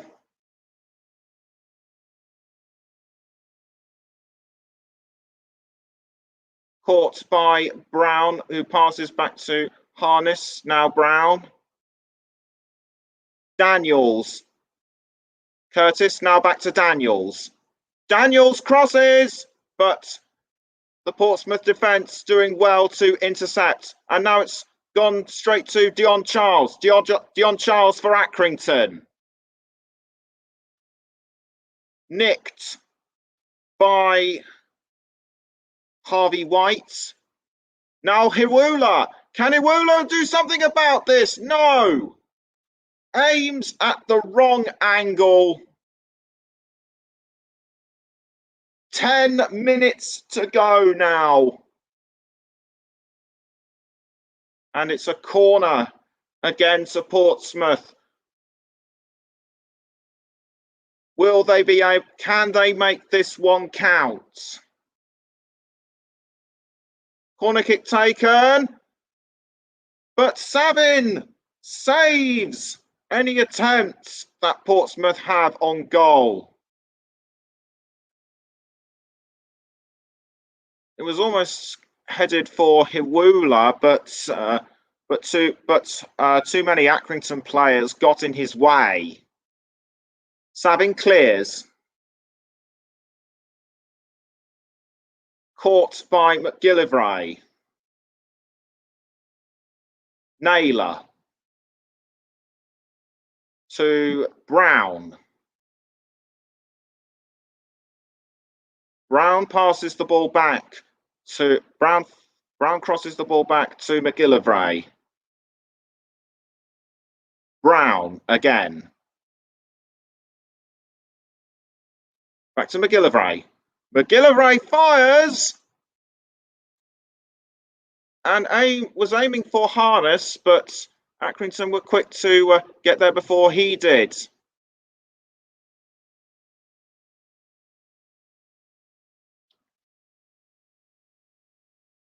Every passing second in this game for Portsmouth has seized their title, has seized their playoff contention hopes slipping away, and Northampton 1-0 up against Sunderland, even though they are relegated. Sam Hoskins in the 84th minute opens the scoring for the Cobblers. What must be going through both Cowley brothers' minds right now. Barkley with the throw for Accrington. Aiming for Bishop.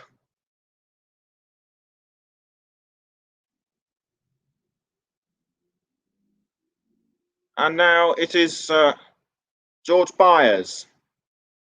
Now Marquis. Byers again. Byers holding on to the ball now. Ronan Curtis. Curtis passes to Brown. Now Now Ronan Curtis. Portsmouth Portsmouth attacking a bit more in front of the Accrington goal, but still can't convert anything. And the ball has gone out of play.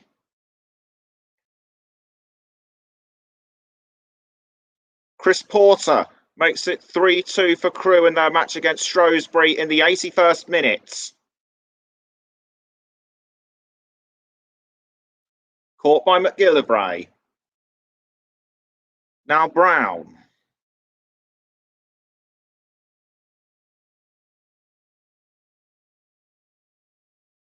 Brown passes to Hiwula. Naylor. Naylor passes. Now it's Daniels. Daniels goes for goal, but Savin holds on.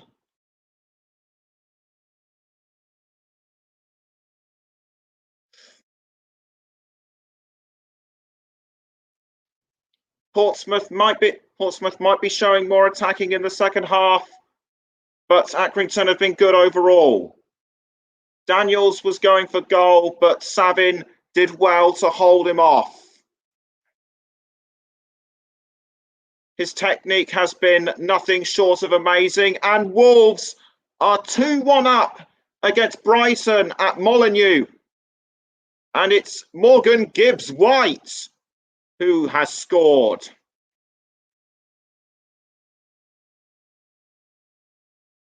Portsmouth in play again. Brown. White.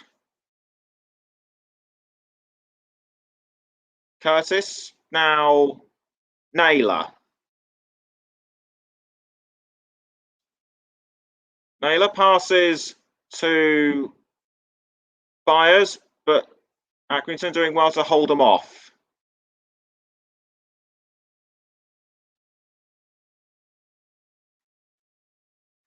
Johnson.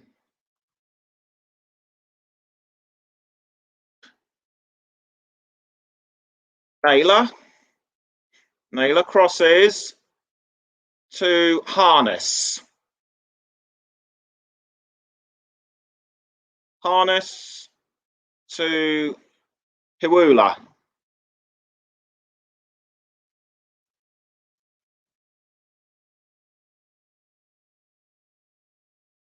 Daniel's chance in the 84th minute.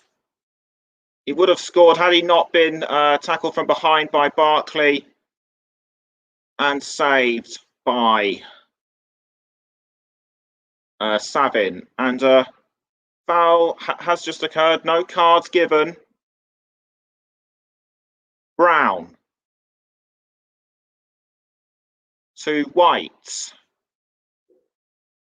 Harvey White for Portsmouth aims for Hiwula, but the Accrington defence holding him off, and Charles has been brought down. I think that's the second time he's been fouled, and it might have been from Ronan Curtis. We'll confirm shortly who was at fault. And my hunch was right. It was indeed Ronan Curtis. Stephen Humphreys makes it 3-0 to Rochdale in their away fixture against MK Dons in the 85th minute.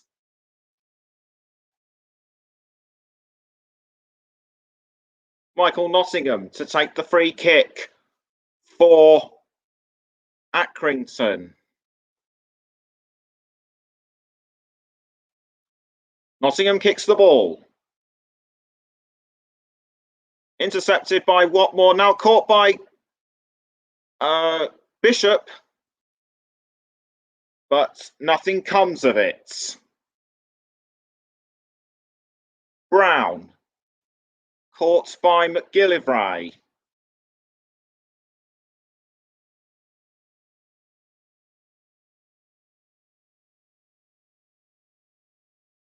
But the ball has gone out for another throw, and it is going to be Lee Brown with the throw. 2 minutes to go. Ronan Curtis. Being tackled by Barkley. Ronan Curtis not happy. Is there going to be a card coming from this? Everyone having a discussion on it's actually going to be a free kick to Portsmouth. They really need to pull something out. They really need to pull something out of the bag now.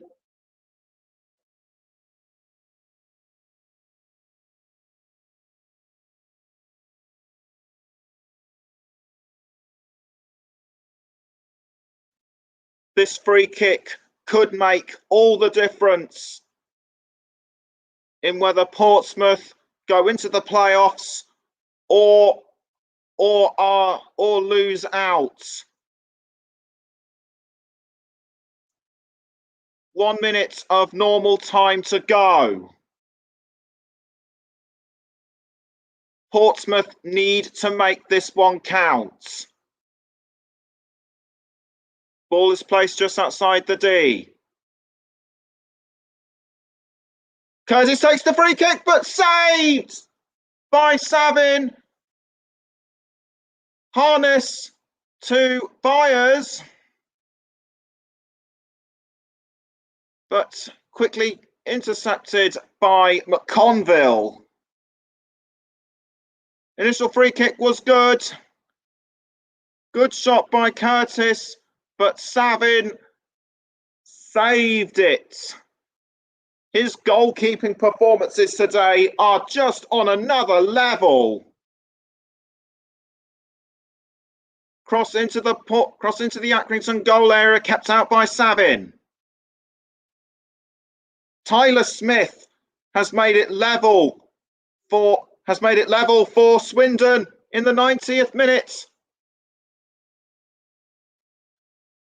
Cross in from Lee Brown to Marcus Harness, and Oxford are 4-0 up against Burton.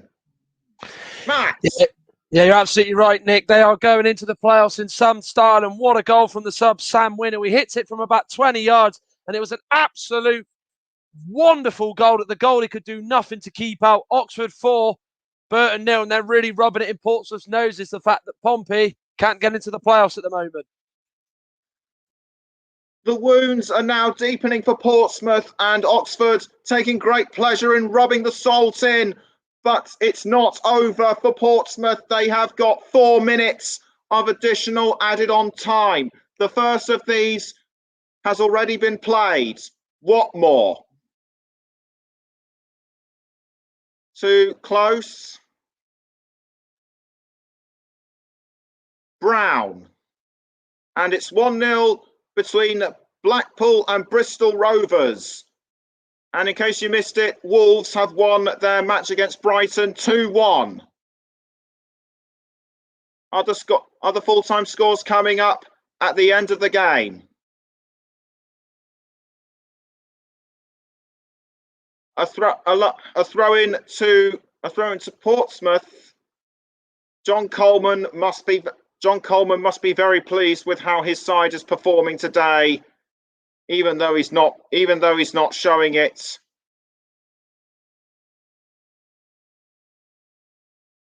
Throw into Accrington, courtesy of Barkley. Headed by Naylor. Was aiming for Hiwula. Now Naylor again. Headed by somebody from Accrington. Curtis to Marquis, and now it's gone to Dion Charles. Accrington, the team in play right now. Watmore has the ball, gives it away terribly. Now it's White.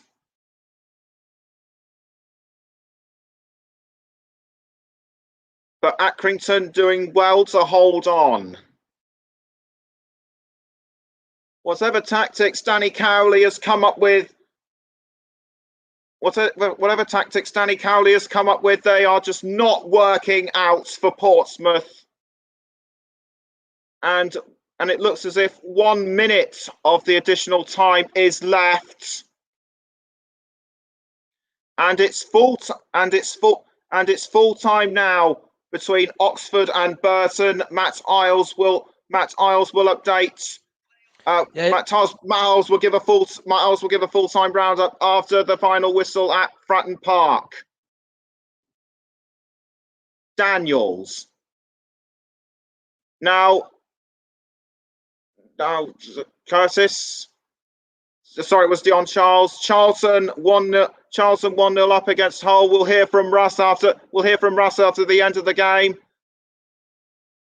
Daniels crosses, but nothing comes of it.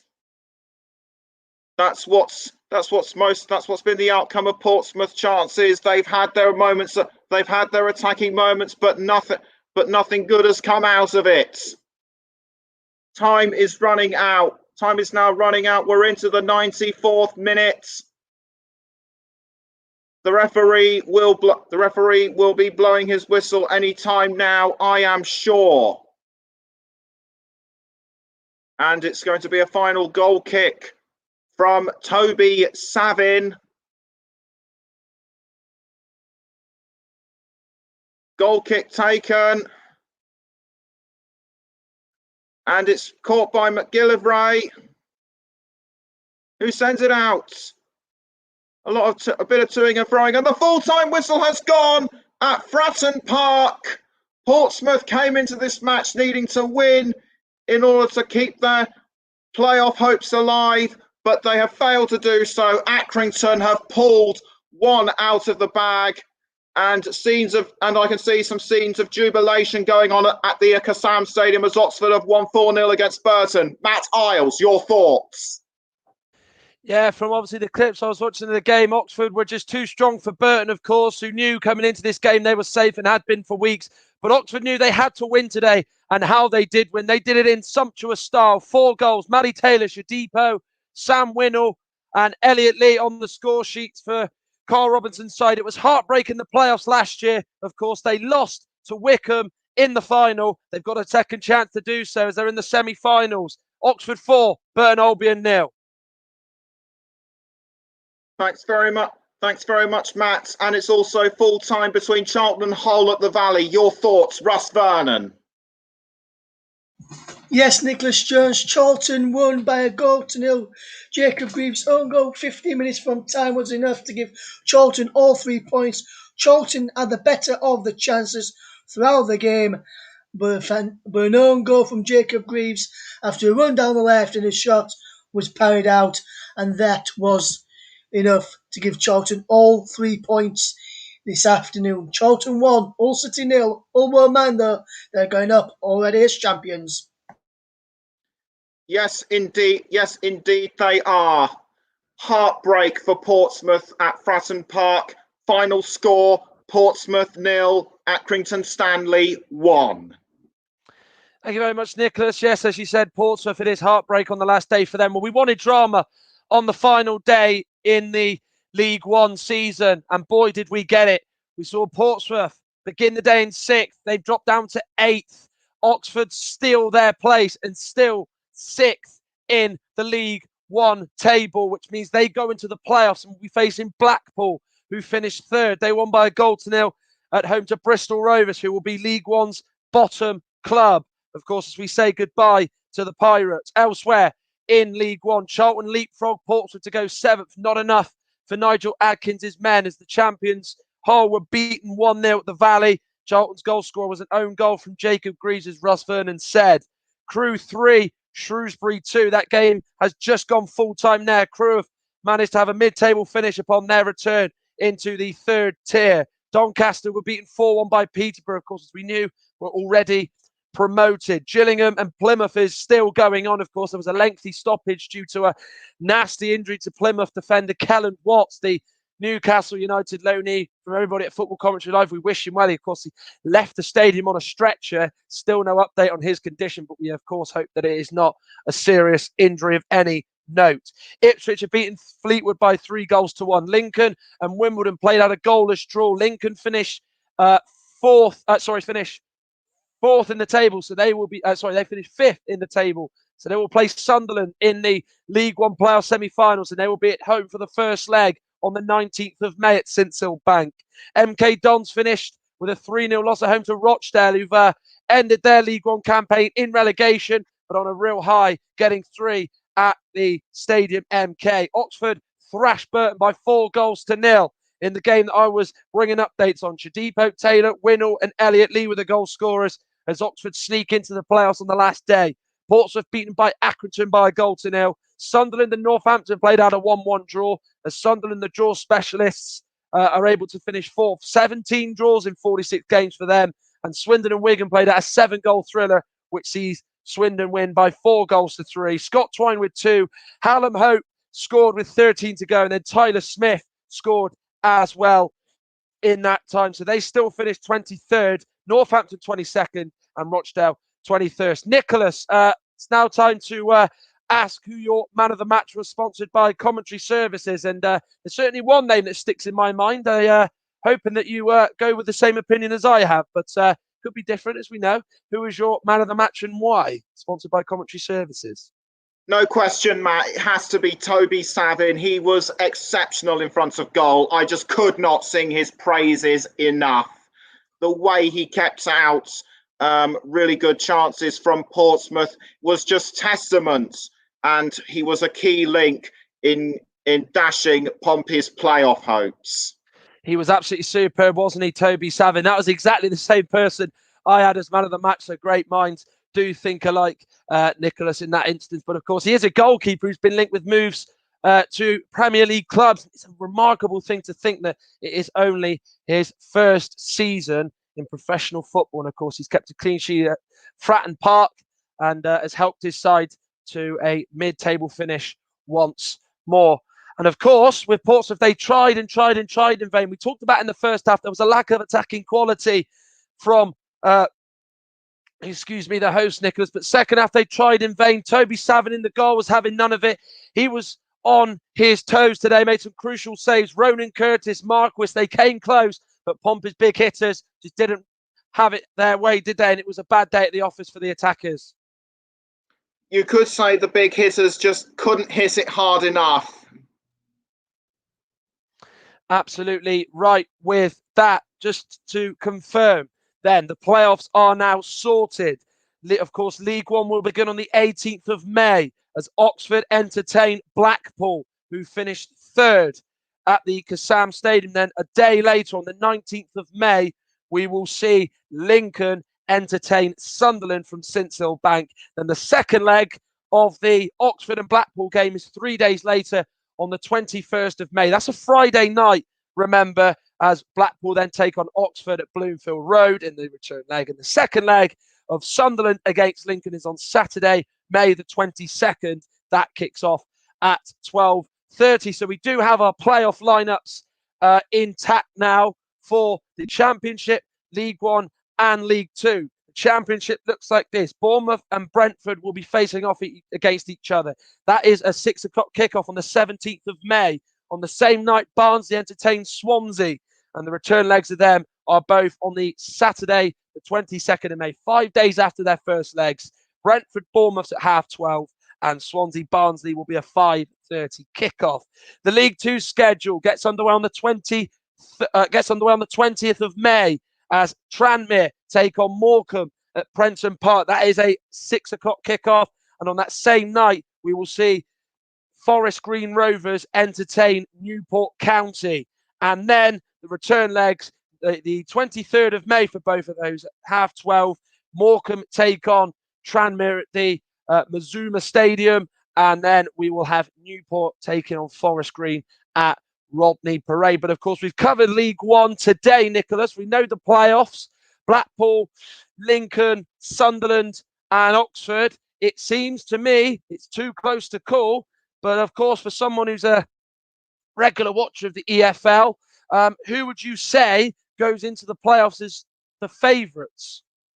If I was to go for a bit of bravado, I would have to say Sunderland, given their Premier League experience. But the playoffs have been known to spring quite a few surprises, and also for Oxford, it is their second chance at redemption. Could they potentially go one step further?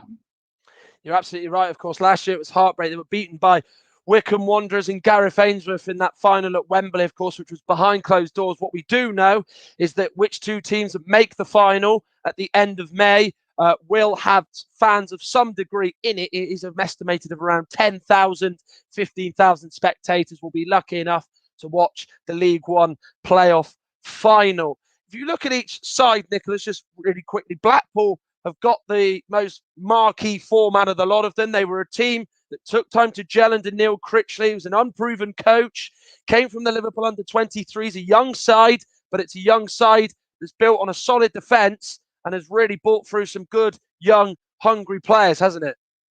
Yes, credit to Neil Critchley for doing well to get Blackpool into the playoffs. So the team may be young, but they're as hungry as anyone. So Blackpool could be the dark horses for this one. Yeah, they could be the dark horses indeed. Sunderland, you've just briefly touched upon, fourth, 17 draws this season. That has been why they are not automatically promoted. Peterborough and Hull, of course, got those two prizes, which they sealed a few weeks back. Of course, Peterborough sealed it 8 days ago. Sunderland, as we know, massive club. Everybody does expect Sunderland to be probably into the Championship next season. But Lee Johnson, as we know, has got experience of winning at Wembley this season. Of course, he won the Papa John's Trophy against Tranmere. Can he do it again? 3 games from potentially a return to the Championship. And do you think the signs point toward that? Sorry, I didn't catch that.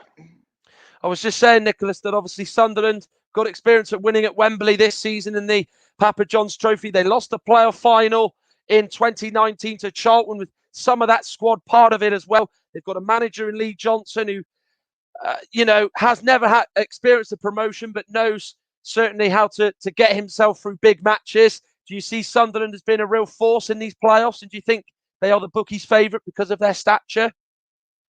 I'd say it's a bit of both. I mean, on their day, they have showed some attacking forms and 17 draws so far this season. I was actually fortunate enough to commentate on one of those draws a few weeks ago for Football Commentary Live in a match against Peterborough.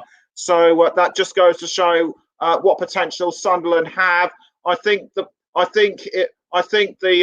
bookies, being the status of the bookies' favourite, might be putting a bit too much pressure on them. But I can definitely see Sunderland as kind of an attacking force in throughout the playoffs. Well, of course, their opponents in the playoff semi-finals will be Lincoln and Michael Appleton. Of course, we know about Lincoln's rise over the last 5 years. Of course, they were struggling in the National League. Then the Cowley brothers came in, transformed the club, guiding them to the National League title, the FA Cup quarter-finals as a non-league side, which was absolutely unprecedented.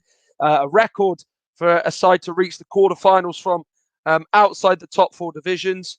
Also, as well, they took the League Two title with them, in 2019. Then Michael Appleton took his time to get going, ripped the team up this summer and got it to how he wants. And they, of course, have been really up there all season, haven't they? Flirting with the top 2. But, of course, they've got to settle for a place in the playoffs. You can't rule out this young side neither, can you? No, you certainly can't rule out Lincoln because, like you say, they've been there or thereabouts, sort of challenging the top 2, but they didn't quite make it.